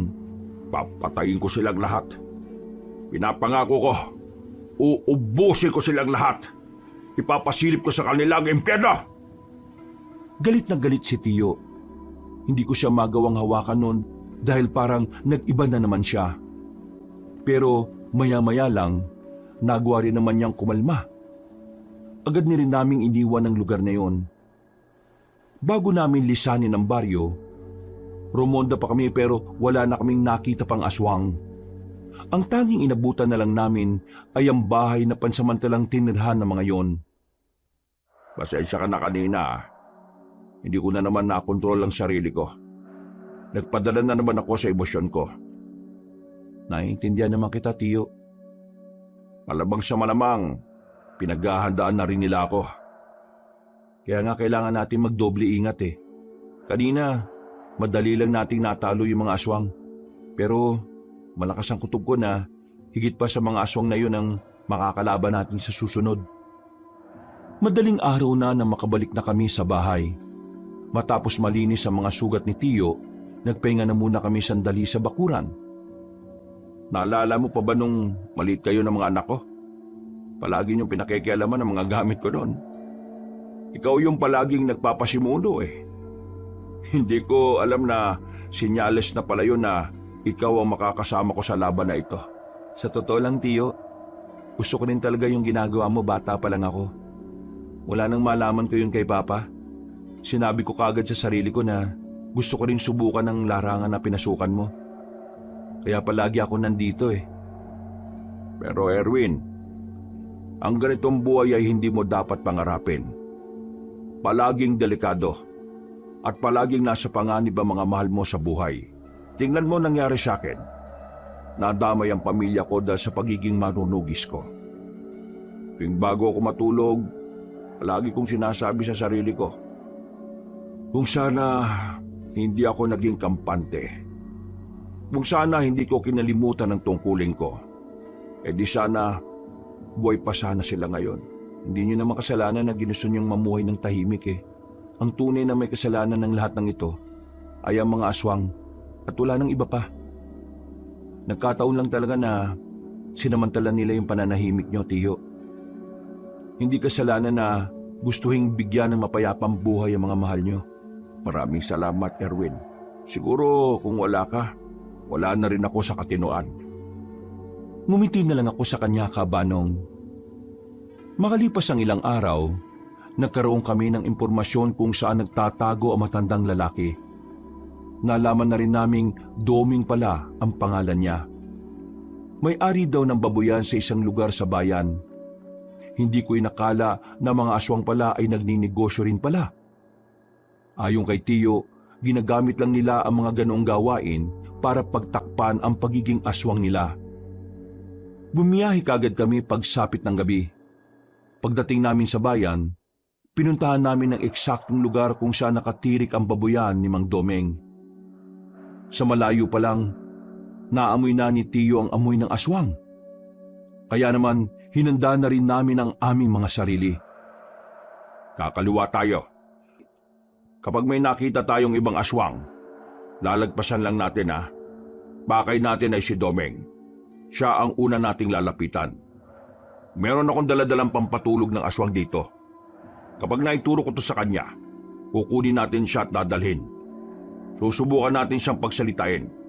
Kung sakali namang walang aswang na iba sa paligid, sa bahay niya mismo natin siya igagapos. Sige, Tiyo. Naintindihan ko po. Maingat kaming lumapit sa babuyan. Sa likod nun, merong bahay na katamtaman lang naman ang laki.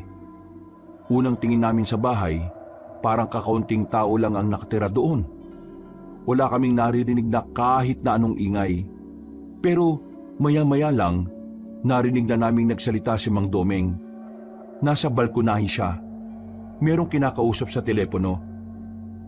Nang masiguro naming wala ng bantay sa paligid, Gumapang kami papalapit sa bahay.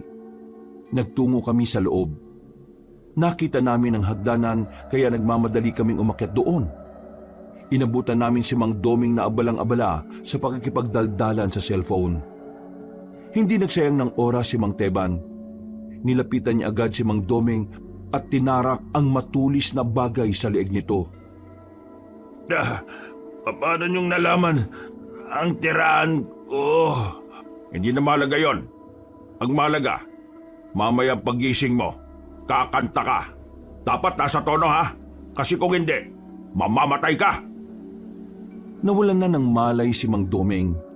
Agad namin siyang iginapo sa haligi mismo ng kwarto niya. Nang magising siya, pilit siyang nagpupumiglas. Nagbago na rin siya ng anyo bilang aswang, pero wala pa rin siyang nagawa. Linti ka! Ikaw ang duwag! Lumaba ka ng patas! Pakawalan mo ako dito! Ikaw yung unang nagpakita ng kaduwagan. Nang iwan mo ako nitong nakaraan, sinubukan ko lang gawin yung ginawa mo. Masaya pala. Meron lang naman kami mga itatanong sa'yo. Sagutin mo, para walang maging problema. At tingin nyo talaga, ilalaglag ko ang mga kasamaan ko? Manigas kayo! Magsalita ka, Domeng. Kailangan mo magsalita. Kasi kung hindi, baka pagsisiyan mo lang din. Kahit patayin nyo ako, wala kayong mababala sa akin. Hindi ko sasabihin sa inyo kung nasaan si Gabriela. Ganun ba? Sige. Kinuha ni Tio ang latigo niya sa bag.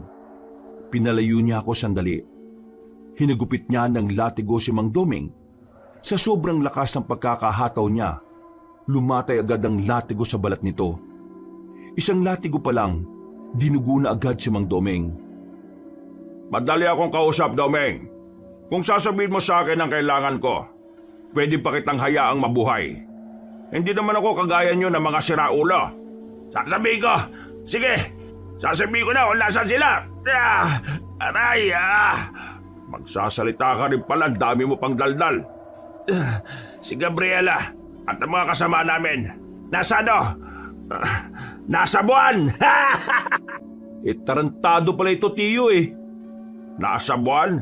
Sige, nasa buwan! May kinuha ulit si Tio sa bag niya.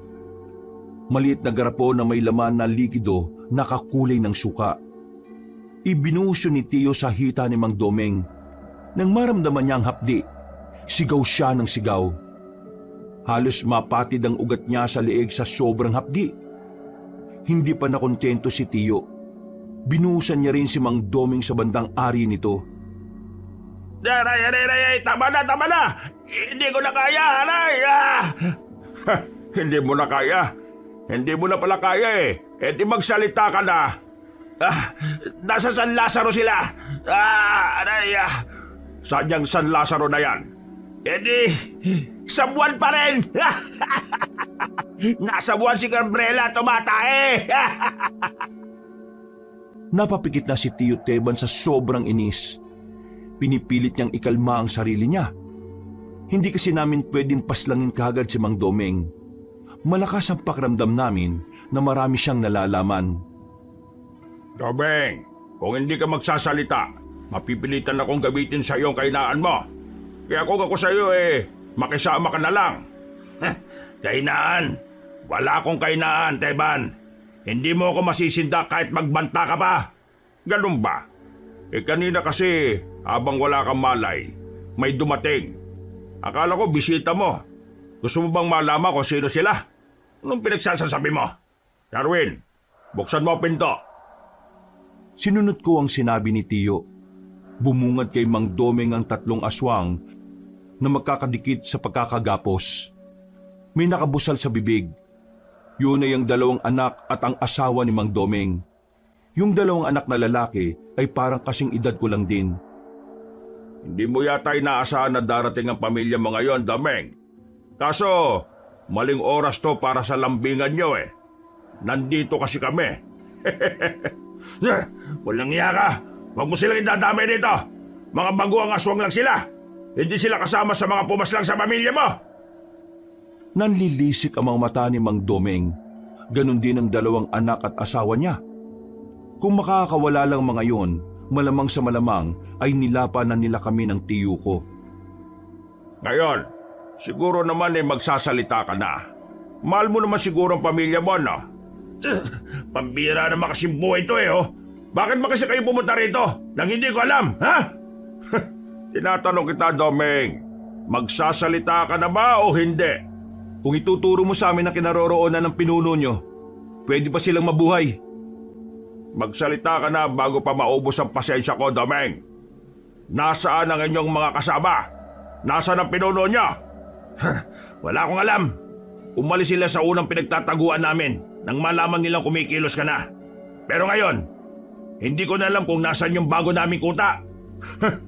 Akala mo siguro bata ko na pwedeng maniwala sa mga palusot mong bulok. Sige, ayaw mo magsalita ah. Madali akong kausap. Agad na nilapitan ni Tiyo ang anak at asawa ni Mang Domeng.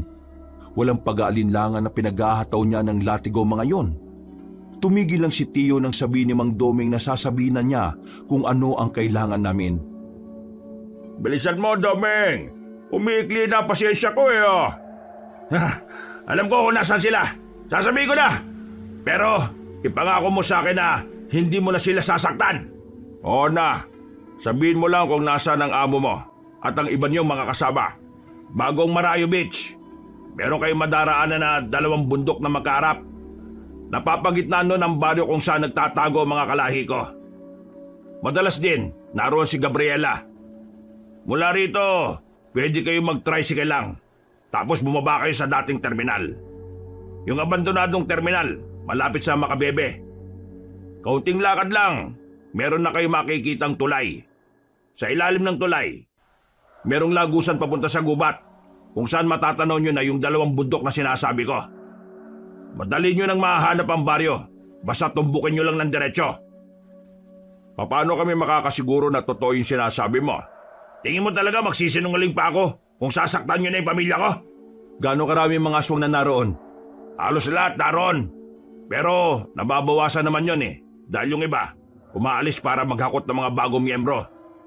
Kung ako sa inyo, hapon kayo pumunta, bandang 3:00. Pero huwag kayong papaabot ng gabi. Sa gabi bumabalik ng iba namin mga kasamahan. Kung sa hapon, kakaunti lang ang mga aswang sa baryo namin. Meron kayong makikitang malaking ribulto sa bungad ng baryo. Huwag kayong dadaan sa diretsyo. Kakaliwa kayo para hindi nila kayo mapansin. Basta sa kaliwang daan, maraming maisan doon. Doon kayo dadaan. At pwede niyong gapangin para siguradong hindi sila makakahalata. Ano ang binabalak ng mga aswang bukod sa pagganti nila sa akin? Akala ko ba ituturo ko lang kung nasan sila? Ginawa ko na! Kagaya nga ng sinabi ko kanina, marami kaming itatanong sa iyo. Kaya sumagot ka na. Balak nilang pabagsakin ang konseho ng mga manunugis. Kapag nangyari yon, isusunod nila ang mga lokal. Tapos sa panguli, ang munisipyo rito sa bayan. Sasakupin niyo itong buong probinsya? Sasakupin? Anong mapapala namin sa lugar na ito? Hindi naman talaga rito nagsimula ang lahi namin. Anong motibo niyo sa mga binabalak niyo? Hindi itong kapis ang lupang sinilangan namin, kundi ang Gimaras. Kailangan lang namin burahin ang kapis sa mapa at tuluyang gawin itong lugar ng mga patay para magsilbing mensahe ito sa iba pang samahan ng mga manunugis. Para katakutan kaming lahat. Papatayin namin ang lahat ng tao rito. At magagawa lang namin yon kung mauna ka mamatay, Teban. Ikaw ang pinakabanta sa aming lahi. Ano pa mga nalalaman mo? Wala na. Yun lang ang mga nalalaman ko. Hindi rin naman kasi ako ang madalas kasama ni Gabriela kung hindi si Gina. Sinong Gina? Sino pa? Di yung una niyong pinatay. Siya ang kanang kamay ni Gabriela. Hindi siya nagsalita, no? Di ba? Oo. Kaya nga ikaw ang nasa pangalim ngayon Sinabi ko na ang lahat ng nalalaman ko. Kaya pakawalan niyo na ako. Pati na rin yung mga anak ko at ang asawa ko. Nakakalimutan mo na bang kasama ka sa pumaslang sa pamilya ko? Teka, anong ibig mo sabihin? Ibig ko lang sabihin, walang kapatawaran ang ginawa nyo. Buhay ang nawala, buhay din ang kapalit. Pero, nangako kayong hindi nyo sila sasaktan Tiyo, wala ito sa usapan natin. Dinukot na ni Tiyo Teba ng katana niya. Sigaw ng sigaw si Mang Domeng. Nag-aapoy siya sa galit. Binubuhos na niya ang lahat na makakaya niya para lang makaalis sa pagkakagapos. Pero hindi pa rin siya nagtagumpay. Dumating sa puntong umiyak na si Mang Domeng kaso walang naririnig si Tiyo. Ayop ka! Traitor ka! Hindi ka tumupad sa usapan! Nakikita mo ba itong dalawang anak mo? At itong asawa mo?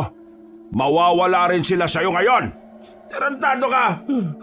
Wala kang isang salita, traitor! Ginagawa ko lang ang mga ginawa sa akin ng pinuno ninyo ngayon. Pinatakas ko siya noon at nangako siyang mamumuhay ng payapa. Pero ngayon, bumuo siya ng panibagong henerasyon ng mga aswang para patayin ang pamilya ko at para manggulo. Wala akong pakialam. Ang usapan natin, hindi mo nasasaktan ng pamilya ko kapag sinabi ko sa inyo ang kailangan ninyo. Mga bagong aswang lang ang mga yan. Walang kinalaman yan sa kahit na anong paliwanag mo. Wala na akong pakikinggan. Gantihan lang ang laban dito. Kinuha niyo ang buhay ng pamilya ko, Domeng. Kukunin ko rin ang buhay ng mga mahal niyo sa buhay. Nilapitan na ni Tiyo ang 3 bihag. Noong mga sandaling yon, nawala na ang tapang ng 3 aswang na nakagapos. Parang nagmamakaawa na sila kay Tiyo. Pero sa nakikita ko noon kay Tiyo, desidido na siyang parusahan ng mga yon. Tingnan natin kung ano ang pakiramdam ng mawala ng pamilya. Para kasing hindi mo pa alam eh. Si Raulo! Tarantado! Huwag mo silang idadamay! Wala silang kinalaman sa ginawa ko! Yung pamilya ko, may kinalaman ba sila sa ginawa ko? Di ba wala naman? Pero bakit nyo sila ginamay? Namumuhay sila ng payapa pero anong ginawa ninyo? Pinatay ninyo! Pati si nanay na hindi na makalakad, pinatay nyo rin! Ngayon, sabihin mo sa akin, mali ba ako kung pati mga mahal mo sa buhay na walang kinalaman ay idadamay ko? Nakikiusap ako sa iyo. Huwag mo silang idamay. Nagmamakaawa ko. Ako na lang ang patayin mo. Huwag lang sila. Hindi magiging patas kung hindi mo mararamdaman ang unti-unti nilang pagkawala. Kaya pasensya ka na, Domeng. Mas gusto kong makita mo kung papaano mawala ang mga to sa buhay mo. Noong mga sandaling yung kabanong, hindi ko na alam ang gagawin ko kay Tiyo. Wala na siyang pinakikinggan. Desidido na siya sa gagawin niya. Wala siyang pakialam kung inosente ang mga papatayin niya. Si Mang Domeng naman, iyak lang ng iyak. Nagmamakaawa, pero wala siyang mapapala. Masyado nang matigas ang puso niya. At kahit na anong gawing pagtangis ni Mang Domeng, hindi nalalambot ang puso ng tiyuhin ko. Wag! Parang awa mo na! Damhin mo kung gaano kasakit mawala ng pamilya, Domeng! Pakiusap! Wag! Biglang hinagupit ni Tiyo ng katana ang isa sa mga anak ni Mang Domeng. Sumirit agad ang dugo nito at saka lumaylay ang ulo. Nanlalaki ang mga mata ni Mang Domeng na makitang patay agad ang isa niyang anak. Hindi pa nakontento si Tiyo. Isinunod niya ang isa pang anak na matandang aswang. Pinagtatataga niya hanggang sa tuluyan na itong malagutan ng hininga. Nilapitan naman ni Tiyo ang asawa ni Mang Domeng. Hindi rin niya yung pinalagpas. Agad niyang hinataw ang matandang babae sa leeg. Wala pang ilang minuto ay nalugutan na rin ito ng hininga. Napakasama mo! Napakademonyo mo! Mas demonyo ka ba sa akin, Teman? Ayop ka! Ako? Demonyo? Nahihibang ka na yata. Ikaw ang unang sumama sa malademonyong gawain ng amo mo. Ibabalik ko lang sa iyo ang pakiramdam. O ngayon, naintindihan mo na ba ang nararamdaman ko? Galit ka na rin ba ngayon sa mundo gaya ng galit na meron ako? Kinamumuhian mo na rin ba ang sarili mo dahil wala kang nagawa? Papatayin kita kapag nakawala ko dito! Papatayin kita! Ang kaso, hindi ka na makakawala dahil ngayon din, isasama na kita sa kanila. Biglang hinugot ulit ni Tiyo ang kanyang mahabang katana. Mabilis niyang hinagupit si Mang Domeng sa leeg. Hindi tumagal ng ilang minuto, nalagutan na rin ng hininga ang matandang aswang. Hiningal si Tiyo. Napaupo na lang siya sa gilid. Maya-maya pa, lumabas na rin kami ng bahay na yon. Pero hindi ako sang-ayon sa nangyari kaya kinestigo ko siya. Tiyo, ano yun? Bakit mo ginawa yun? Bakit ko ginawa ang alin? Bakit mo dinamay yung pamilya niya? Anong klaseng talog yan? E di bang usapan natin, gagamitin lang natin sila para pagsalitain si Mang Domeng?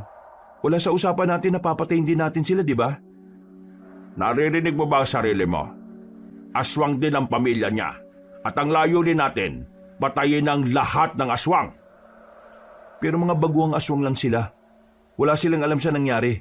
At hindi naman sila kasama sa mga pumaslang sa pamilya mo. Pero bakit mo, Ano bang gusto mong gawin ko, ha? Pabayaang mabuhay ang pamilya niya. Tapos ano? Balang araw babalikan din nila ako at sisingilin sa ginawa ko kay Domeng. Ayoko na mangyari ulit ang nangyari noon. Na kung hindi ko lang sana hinayaang mabuhay si Gabriela, na kung hindi ko lang sana pinaira lang awa ko, di sana wala nang aswang ngayon. Sana'y hindi nabuhay ulit yung angkan nila. Sana walang nanggugulo ngayon at sana buhay pa ang pamilya ko. Hindi mo pa rin pala talaga ako naiintindihan, Erwin? Akala ko pa naman mabilis kang makaunawa sa mga bagay na gusto kong gawin. hindi na ako nakapagsalita ng mga sandaling yon, Kabanong. Napagtanto ko rin naman kasi na may punto nga siya sa sinasabi niya. Napabuntong hininga na lang ako. Mga ilang sandali lang din naman ay naging kalmado na rin si Tiyo. Tiyo, pasensya na ha. Nag-aalala lang din naman kasi ako sa iyo eh. Ayoko naman na dumating ang araw na tuluyan ka ng nilamon ng galit nyo. Alam ko ang ginagawa ko, Erwin. Kung hindi lang naman sila aswang, hindi ko naman sila idadamay. Pero aswang sila eh. At lahat ng aswang masasama. Lahat ng aswang may kakayahang gumante habang nabubuhay pa sila. Kaya ano magiging plano natin ngayon? Uwi muna tayo sa atin. At bukas ng gabi, saka tayo aalis. Tayong dalawa lang? Oh, bakit natatakot ka ba? Hindi naman. Pero kasi sobrang dami nila eh. Kung natatakot ka, ako na lang. Baka mamatay ka pa. Hindi. Sasama ako. Hindi pwedeng mag-isa ka lang. Basta makikinig ka lang sa mga sasabihin ko ha. Walang mangyayaring masama sa'yo. Matapos ang naging misyon namin, agad na rin muna kaming umuwi sa bahay. Habang naghuhugas ako ng kamay ko dahil sa mga dugong natuyo roon, muli kong naalala ang itsura ni Mang Domeng bago ito tuluyang mamatay. Sa hindi malamang dahilan, nakaramdam ako ng kilabot. Hindi ko inakala na ganoon pala talaga pumatay ng aswang si Tiyo. Napakabrutal. Malupit at talagang walang patawad. Naiintindihan ko naman ang nararamdaman niya. Pero dinarasal ko lang noon na sana wag dumating ang araw na hindi na niya makilala ang kanyang sarili. Kinabukasan. Oh, mabuti naman at gising ka na. Nakatulog po ba kayo, Tiyo? Oo, pero 2 oras lang. Pwede ka na munang matulog. Ako na munang bahala rito sa bahay. Hindi na. Hindi na rin naman ako inaantok eh. Sigurado ba kayo? Oo naman. Maya-maya'y may kumatok sa pintuan. May inaasahan ba kayong bisita ngayong araw, Tiyo? Bisita? Wala. Kailan pa ako nag-imbita ng bisita? Sino ho yung kumakatok? Ako na magbubukas. 2 na lang tayo. Baka mamaya aswang yung mga yan. Lumapit kami sa pintuan. Pagbukas namin, bumungad sa amin si Badang at Wilberto. Baka sa mukha nila ang pangamba. Hindi pa namin sila pinapapasok ay kusa na silang pumasok. Sila na rin ang nagsarado ng pinto. Ay! Anong ginagawa nyo rito? Badang, anong meron? Mang Teban, kailangan namin ng tulong ninyo. Ha? Anong tulong? Di ba sinabi ko naman sa inyo na, Idol, nilagasan na nila ang konseho. inisesa nila ang bahay ng mga opisyal. Kanina umaga, lumutang ang balita. Lahat patay. Ang akala namin wala nang ibang sinaktan ng mga aswang eh. Pero halos kalahati rin ng mga kasamaan namin, pinatay nila. Buti na lang nakaligtas yung iba. Pero ngayon, wala na kaming balita sa kanila. Nagtatago na sila dahil sa banta ng mga aswang. Idol, pakiusap. Tulungan mo na kami. Inuubos na nila kami. Kailangan namin ng isang kagaya mo. O teka, kumalma muna kayo. Kalma. Binigyan ko sila ng malamig na tubig para kahit papaano ay maging mahinahon sila. Maya-maya lang din ay napag-usapan na namin ang mga nangyari sa kanila. Kahit si Tio Teban ay nababahala na rin. Nanghinayang din siya sa mga buhay na nawala. Meron kami binabalak ni Erwin. Pupuntahan namin yung kuta ng mga aswang. Alam na ninyo kung saan sila naglalagi? Nabiyag namin ang isa sa mga opisyal ng mga aswang kagabi. Napaamin namin siya, kaya nalaman namin. Pupunta kami roon ng kaming dalawa lang. Kung gusto nyo, sumama na kayong dalawa. Totoo ba? Tinatanggap mo na kami ulit? Tayo-tayo lang din na magtutulungan. Alam ko magiging mahirap to para sa atin. Pero mas magiging maganda ang laban kung magsasama-sama tayo. May mga napag-usapan na kami ni Tio. Ilalatag namin sa inyo at dadagdagan nyo na lang kung meron kayong mga ideya. Nung umagang yon, Kabanong, masaya ko kasi sa wakas, naging magkasundo na rin si Tio at ang dating dalawang estudyante niya. Matapos namin mapag-usapan mga plano, naganda na rin kami para sa aming pag-alis. Mabilis na lumipas sa mga oras. Malapit na rin ang kinagabihan. Iniwan na rin namin ang baryo para puntahan ang kuta ng mga aswang. Magkahalong kaba at pananabik ang nararamdaman ko noon, Kabanong. Kinakabahan ako dahil yun ang unang beses na tatapak ako sa lugar ng mga mababangis na nilalang. Nasasabik naman ako dahil sa wakas, magkakaroon na si Tio ng pagkakataon na makamit ang hustisya. Mang Teban! Bakit? Pasensya na nung nakaraan ha. Nadala lang din ako ng emosyon ko noon. Pasensya na rin. Naintindihan nyo rin naman siguro kung bakit ganun ang reaksyon ko. Naintindihan naman namin. Kilala ka naman namin eh. Hindi ka naman talaga ganun. Ang tao, kapag nasasaktan, nagbabago talaga. At saka, idol ka pa rin namin kahit na anong mangyari. Kahit na kalimutan mo kami, walang magbabago sa paghanga namin sa iyo. Kahit naman kailan hindi ko kayo kinalimutan. Nung una, ayaw ko lang talaga kayo makialam. Natatakot si Tio na baka pati kayo mawala rin sa kanya. Kagaya ko, ayaw niya rin akong isama nung una eh. Pero nagtiwala siya sa akin at nagtitiwala na rin siya sa inyo ngayon. Basta ang gusto ko lang naman makikinig kayo sa mga sasabihin ko, ha? Isang karangalan talaga na makasama namin ang pinakamaalamat at magiting na manunugis. Noon yon. Pero ngayon hindi na. Isa na lang akong simpleng manunugis na naghahangad ng hustisya para sa pamilya ko. At para na rin sa mga taong biniktima nila ngayon. Nang makita na namin ang lagusan, tinahak namin yun ng halos 10 minuto. Paglabas namin, natanaw na namin ang dalawang malalaking bundok na magkaharap. Sa puntong ito, mas lalong lumakas na ang kaba ko sa dibdib ko. Dahil kaunting minuto na lang ay mapapalaban na rin kami sa mababangis na nilalang. Yandaan niyo mga sarili niyo. Kaunting sandali na lang tatapak na tayo sa balwarte ng mga aswang. Ingatan niyo mga sarili niyo, ha? Sa tunay na laban, mas prioridad natin bantayan ang sariling kaligtasan kaysa sa kaligtasan ng mga kasama. Sakaling malagay tayo sa alanganin at sakaling pumalpak ang plano, ang una nating gagawin ay umatras at iligtas sa mga sarili natin. Ayoko na mga pasaway, ha? Ang laban na ito ay tungkol sa buhay at kamatayan. Ayaw kong mauna pa kayong mawala kaysa sa akin. Nagkakaintindihan ba tayo? Tumango at sumang-ayon kaming tatlo. Matapos ang sandaling pagpupulong, agad na rin kaming naglakad para simulan ang aming mga plano. Nang ilang metro na lang ang distansya namin sa bungad, nagtago na muna kami sa halamanan para magmasid. Sa obserbasyon namin, mukhang maraming aswang sa labas ng mga bahay sa mga ganoong oras.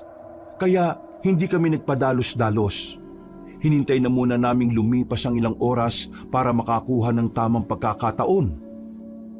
Magtatatlong oras na tayo rito Parang walang balak magsipasok sa bayan mga aswang na yan Baka alam na rin nilang may posibilidad na puntahan sila rito. Kaya ganyan sila ka-alerto. Kailangan natin mahanap ang mas ligtas na lugar. Kailangan makuha natin si Gabriela ng walang nagiging problema.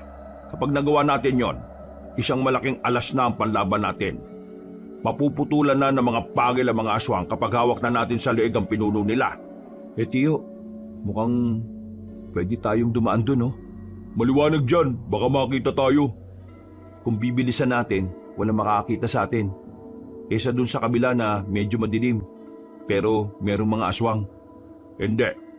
Wala muna tayong gagawin. Dito muna tayo. Hintayin natin ang 3:00 na madaling araw. Sa ganong oras, madalas nagpapahinga na ang mga aswang. Matagal-tagal pa pala. Pwede pa pala ako nito matulog. Gisingin niyo na lang ako kapag bakbakan na ha. Nakakaramdam na ako ng antok ng mga sandaling yon, Kabanong, pero nanatili pa rin akong mulat. Sinasamaan ko si Tio sa pagbabantay habang ang dalawa naman ay masarap na ang tulog. Mga ilang sandali lang, nakita na rin naming kumukonti na ang mga aswang na pagala-gala sa labas. Sinyalis daw yon na nagsisimula ng magpahinga ang karamihan sa kanila. Dahil doon, ginising na rin namin si Badang at Wilberto. Nang masiguro naming wala ng gaanong aswang sa paligid, gumapang kami palapit sa unang bahay. Pumasok kami sa silong. Sandali kaming nang batsyag. Nakita naming papalayo na ang mga aswang na nasa bungad. Kaya naman, nakakuha na rin kami ng tamang pagkakataon para tuluyan ng makapasok. Magteban, mukhang hindi pa sila matutulog. Parang may isang direksyon lang silang pinupunta, no? Oo nga, Tiyo. Para mga walang laman yung mga kabahayan na nadaanan natin kanini. Hindi kaya meron silang pagre-ritual ngayon? Yan ang malalaman natin. Sa ngayon, iisa-isay natin ang mga kabahayan para mahanap natin si Gabriela. Tiningnan namin ang paligid. Daan-daan kaming naglakad sa gilid-gilid. Bawat bahay na madaraanan namin ay sinilip namin. Pero bigo kaming mahanap si Gabriela. Hindi nagtagal, meron na kaming nakitang bahay na naiiba sa lahat. Simentado na yon at merong ikalawang palapag. Sa mga sandaling yon ay inakala naming nasa loob na noon si Gabriela. Nagmamadali na kaming lumapit doon. Pero laking gulat namin nang biglang may mga aswang na humarang. Noong mga oras na yon, palagay namin ay alam nilang naroon na kami. Parang pinaghandaan din nila ang pagdating namin kaya napalibutan na rin nila kami. Eto na hinihintay natin. Magteban, pinakagat lang yata nila tayo eh. Nandito na yan, palag-palag na. Basta kung ano man ang mangyari, mahal na mahal ko kayo. O makapagsalita ka naman parang mauna ka pang mamatay ah. Hindi nagtagal, lumusob na rin ang mga aswang sa amin. Pero ang ipinagtataka lang namin noong mga sandaling yon ay bakit kakaunting aswang lang ang humarap sa amin, samantalang ang inaasahan namin ay hindi bababa ng 30 ang mga naroon. Ganun pa man, nakipaglaban pa rin kami sa mga yon. Hindi namin sila inatrasan kahit na higit na mas mabilis sila kumpara sa mga una naming nakalaban. Ang sarap pala talagang makipaglaban sa mga aswang ano? Focus! Focus lang! Huwag maging kampante. Mas mababangi sila kumpara noon. Erwin, sa likod mo! Paglingon ko sa likuran ko, nakalapit na pala ang aswang sa akin. Nagawa niya akong kalmutin sa likod, pero hindi naman yun naging dahilan para mapabagal niya ako. Agad akong dumistansya. Nang makabuelo ay tinaga ko rin ang aswang na yun. Tinamaan ko siya sa leeg pero hindi pa rin siya namatay. Ano, ayos ka lang? Ayos lang naman ako, Tiyo. Mababaw lang naman ng kalmot niya eh. Alerto ka dapat. Mapanlin lang ang mga aswang. Minsan nakala mo aatake sila pero hindi mo alam sa likod pala sila aatake sa'yo. Sumunod kayo sa akin. Tara! Meron kaming dinaanan sa gilid. Masikip, madilim. Hindi na kami hinabol ng mga aswang doon. Pero nang makalabas na kami ron, sinalubong naman kami kagad ng mga yon. Hindi na namin nabantayan ang kanilang pag-atake. Kaya naman tinamaan si Badang at si Wilberto. Tumilapon sila sa lakas ng pagsipa at suntok ng mga aswang. Agad naman kaming rumisponde sa kanila.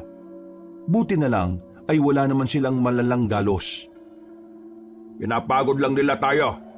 Hindi nila binubuhos ang lahat ng bilang nila dahil hinihintay nila tayo mapagod para mas makalabang sila sa laban.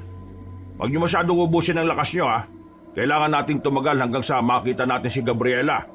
Anong gagawin natin kung lusob sila ng lusob? Akong bala.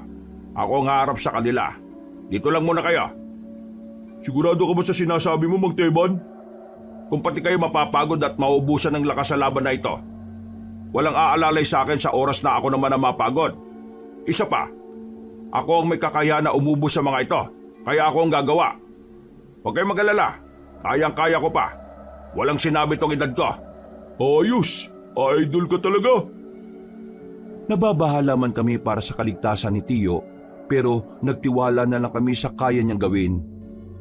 Maya-maya lang, muling lumusob ang mga aswang. Sabay-sabay, mabibilis at talaga namang mahirap hulihin kung kami ang gagawa. Pero si Tio, minamani-mani lang niya ang pakikipaglaban sa aswang. Kahit na meron ng edad, nangingibabaw pa rin ang kanyang kahusayan. Hindi na namin mabilang kung ilang aswang na ang pinatay ni Tio. Ang alam lang namin, walang makatama sa kanya kahit na isa. Nang mapansin ng mga aswang na hindi sila umuubra kay Tio, sandali silang natigil sa pag-atake.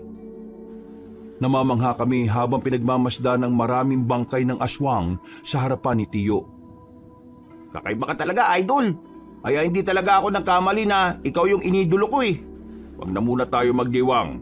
Sa pagtigil nila, alam kong meron silang binabalak. Tio, mukhang siya na yung Gabriela oh. Dumating ang isang babaeng sobrang puti, pero maputla ang balat. Matangkad at malaanghel sa kagandahan ng muka. Nakangiti siyang nakatingin sa amin. Kung titingnan na maigi, parang wala sa itsura niya na siya ang pinuno ng mga aswang. Parang hindi niya kayang pumaslang ng tao dahil sa pagiging mahinhin niya. Magandang gabi sa iyo, Mang Teban. Ang tagal na nung huli tayo nakita ah. Bata pa ako noon, pero hindi ako nadismaya sa iyo ngayon. Magaling at nakakatakot ka pa rin kalaban. Nangako ka sa akin noon na kapalit ng kalayaan na ibinigay ko sa iyo ang pagbabagong buhay mo. Sinabi mong hindi mo tatahakin ang landas na tinahak ng mga kalahi mo. Pero sinira mo ang pangako mo. Pinatay niyo pa ang pamilya ko. Matapos mong lagasin ang buong lahi ko sa mismong harapan ko, hihilingin mo sa akin na mamuhay ako ng payapa? Alam mo ba kung gaano kahirap ang mamuhay ng araw-araw mong naaalala kung papaano pinatay ang mga mahal mo sa buhay? Nanggulong ang kan mo sa payapang buhay ng mga tao. Kung ano man ang ginawa ko, yun ay dahil sa pinangangalagaan ko lang ang kapayapaan ng sangkatauhan. Kayo ang unang nanggulo sa mga aswang, hindi kami. Bata ka pa noon, Gabriela. Ang alam mo lang na kwento ay ang naririnig mo mula sa matatandang aswang. Pero wala kang alam kung gaano karaming buhay ang kinuha nila sa mga taong wala namang kasalanan sa kanila. Ngayon, ipagpapatuloy ko ang nasimulan nila. Malaking pagkakamali mo na binuhay mo pa ako noon, Mang Teban. Hindi ka magtatagumpay, Gabriela. Marami ka pang dapat danasin bago mo pa ako mapatumba. Pagbabayarin kita sa ginawa mo sa mga tao, lalong-lalo na sa buhay ng pamilya ko na kinuha mo. Hindi ako magpapatalo sa iyo, Mang Teban. Kupas ka na. Hindi mo na magagawang talunin ng mga bagong sibol na aswang. Hindi na itong henerasyon na kayang-kaya mong ubusin. Huwag na tayo magdaldalan. Simulan na natin! Umalis si Gabriela at sinundan naman yun ni Tio. Susunod sana kami sa kanila pero bigla kaming hinarangan ng mga aswang. Wala kaming nagawa kundi ang kalabanin na lang din sila. Magkakatalikuran kami ng mga sandaling yon, Kabanong. Dahil sa ganung posisyon namin ay hindi magawang makalapit ng mga aswang. Unti-unti rin namin silang napapatay. Pero nakaisip ng paraan ng mga kalaban namin. Pinagbababaton nila kami ng kung ano-ano kaya napilitan kami magtago sa gilid. Wisit ng mga aswang to. May binabato silang tae. Ang bao! Ang bababoy ang putik. Kailangan natin silang libangin dito. Hindi pwedeng sumunod din sila kay Mang Teban. Tara, balikan na natin. Nang ibahin na namin ang estilo namin, ay hindi na rin kami binato ng mga aswang. Mano-mano na namin silang nilalabanan. Aminadong sa mga sandaling yon ay masyadong maliksi ang mga nilalang. Hindi na kami makatama. Palagi silang tumatulon at kung saan-saan gumagapang. Pero hindi kami tumigil. Hindi kami nagpatinag. Kahit na nahihirapan na kami, ay itinuloy namin ang laban. Hanggang sa unti-unti na nga naming napapansin na kumukonti na rin sila. Ano? Mga salot, kaya niyo pa ba? Konting-konti na lang mga pre. Ubusin na natin ang mga to para makasunod na rin tayo kay Mang Teban. Bilis! Sa aming pagpapatuloy, nagawa na rin naming talunin ng mga aswang. Wala kaming itinira kahit na isa. Sugutan na rin kami noon, pero kahit papaano, hinakaya pa rin naming makatayo. Palis na sana kami nang bigla na lang may isang aswang na humila sa paa ni Badang. Nakalmot si Badang sa tagiliran na naging dahilan para bumagsak siya kaagad. Agad naman naming tinuluyan ang aswang na yon. Badang, okay ka lang? Sakit! Alalayan ka namin. Hindi na. Itabi niyo na lang ako. Sundan niyo si Mang Teban. Bilisan niyo. Sigurado ka ba sa sinasabi mo? Oo, bilisan niyo. Kailangan niya nakasama. Bilis! Itinabi namin si Badang sa likuran ng mga drum. Mabilis naman kaming tumakbo ni Wilberto para sundan sila Tiyo. Nang makarating na kami roon, inabutan naming sugatan na si Tiyo, habang ang aswang na si Gabriela naman ay wala pang galos kahit na isa. Tingnan mo nga naman, Mang Teban. May rumispondi pa para sa'yo. Kaya nga lang, makakasama mo lang din naman sila sa hukay. Bakit kayo narito? Hindi na sana kayo sumunod. Hindi ka namin kayang iwan, Tiyo. Sasamahan ka namin kalabanin siya. Oo nga, papayakin natin yung aswang na yan. Malakas siya. Mabilis niya. Nahirapan akong hulihin siya. Mabuti naman at inamin mo rin na mas malakas ako sa'yo, Mang Teban.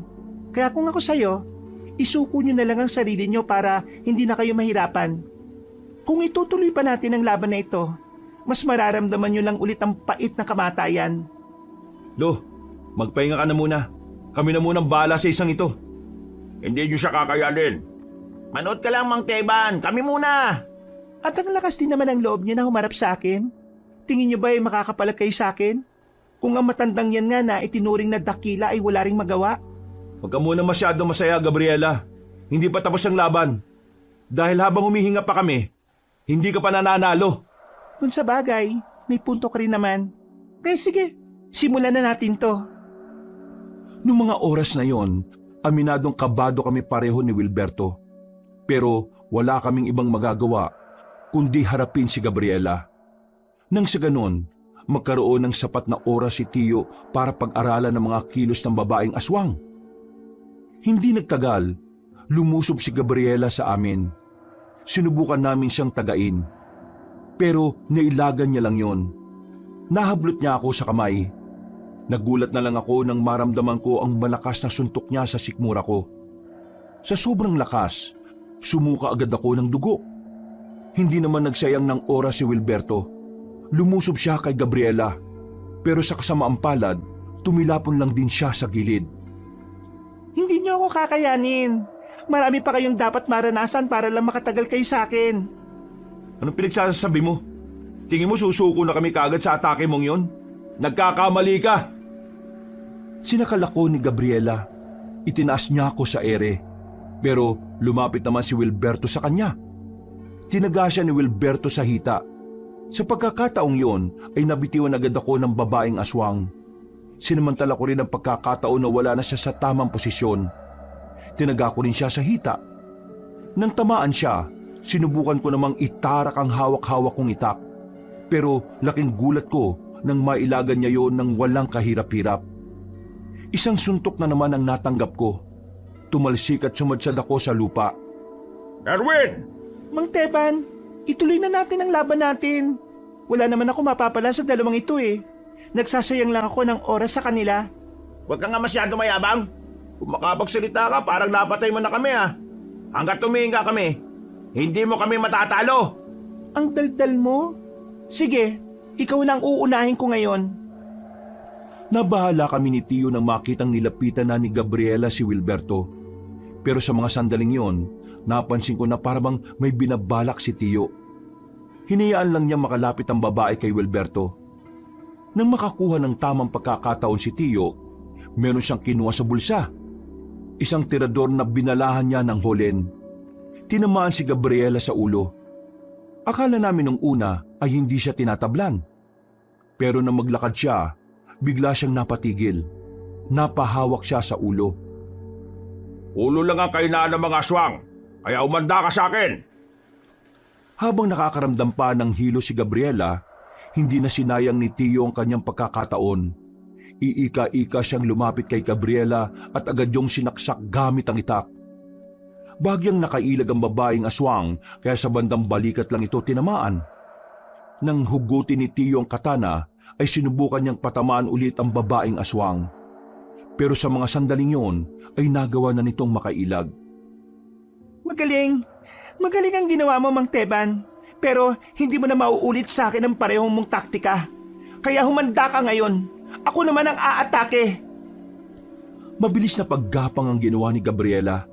Nanatili namang nakatayo si Tio. Nang malapit na sa kanya ang babae, bigla niyang kinuha ang kanyang latigo. Hinigupit niya si Gabriela. Tinamaan naman yun sa katawan na naging dahilan para mapatras niya ito ulit. Oh, anong problema? Masakit ba? Mukhang tinamaan ka na yata ngayon Hindi mo na ba kayang umilag? Pinapatunayan mo talaga sa akin kung bakit ka kinatatakutan ng matatandang aswang noon. Sige, ipapakita ko rin sa'yo kung ano ang tunay na lakas ko. Sinimula ng babaeng aswang na magpalit ng kanyang anyo. Pero habang nangyayari yon, hindi na nagsayang ng oras si Tio. Alam niya na kapag nakumpleto na ni Gabriela ang pagpapalit nito ng anyo, mas mahihirapan na siyang kalabanin nito. Kaya naman, kinuha na niya ang kanyang isa pang katana na nasa likuran niya. Ang katana na yon ay medyo luma na at meron na ring kalawang sa talim. Mabilis na tumakbo si Tio, palapit kay Gabriela. Nang makalapit siya, ay buong puwersa niyang itinarak ang katana sa dibdib ng babae.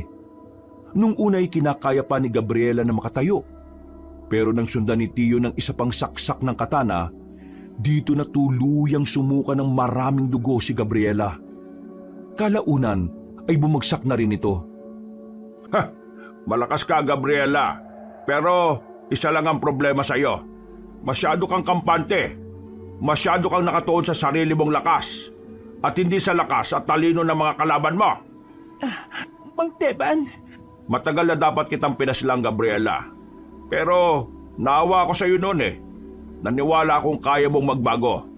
Naniwala akong kaya mong tumahak ng landas na malayo sa mga kinamulatan mo. Pero ngayon, itatama ko ng pagkakamaling nagawa ko. Wag mo akong... Makakapagpahinga ka na rin. At pinapangako ko, ito na ang huling sandali na may makikitang aswang. Tuluyan ang nalagutan ng hininga si Gabriela nang itarak ulit ni Tio ang katana. Noong mga sandaling yon ay lumuwag na rin ang paghinga namin. Kahit masakit sa katawan, ay sinubukan pa rin namin makatayo para lapitan si Tio. Nag-akbayan na lamang kami at naglakad patungo sa kinaroroonan ni Badang. Bago kami umalis, sinilaban namin ng apoy ang buong lugar. Hindi pa rin ako makapaniwala noon, Kabanong.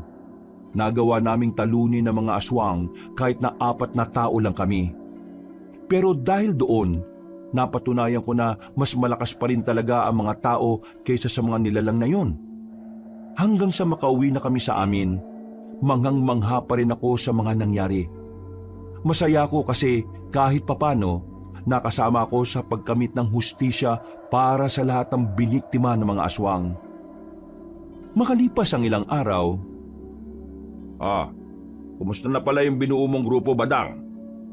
nahirapan kami makahanap ng mga bagong miyembro. Mula kasi nang mawala ang konseho, parang nabawasan ang tiwala ng mga tao sa mga manunugis. Pero hindi naman kami nawawalan ng pag-asa Ipagpapatuloy pa rin namin ni Wilberto ang nasimulan. Idol, pwede bang ikaw ang maging tagapayo namin kapag nakabuo na kami ulit? Oo naman, pwede. Basta kontra sa mga aswang maasahan niyo ako. Ikaw, Erwin, ano nang balak mo? Babalik na muna siguro ako sa amin. Magpapaalam ako.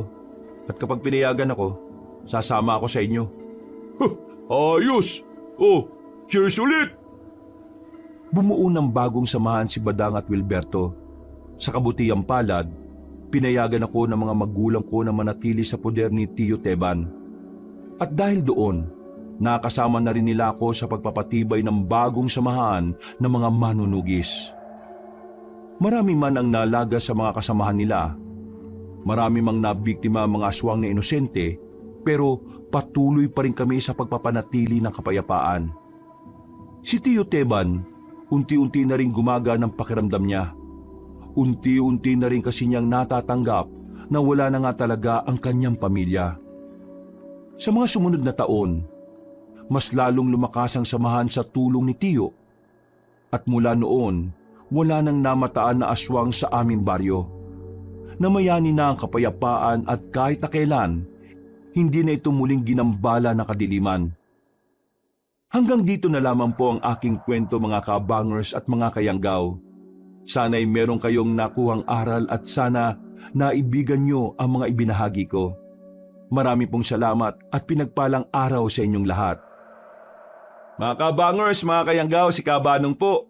Bago po tayo magwakas maraming salamat po sa pakikinig nyo sa bagong kwento natin. Kung nagustuhan nyo po yung kwento natin, huwag nyo pong kalimutan mag-comment at pindutin ang like button. At yung mga bago sa channel natin huwag nyo rin pong kalimutang mag-subscribe at pindutin rin yung notification bell para lagi po kayo nanonotify pag meron tayong mga bagong videos.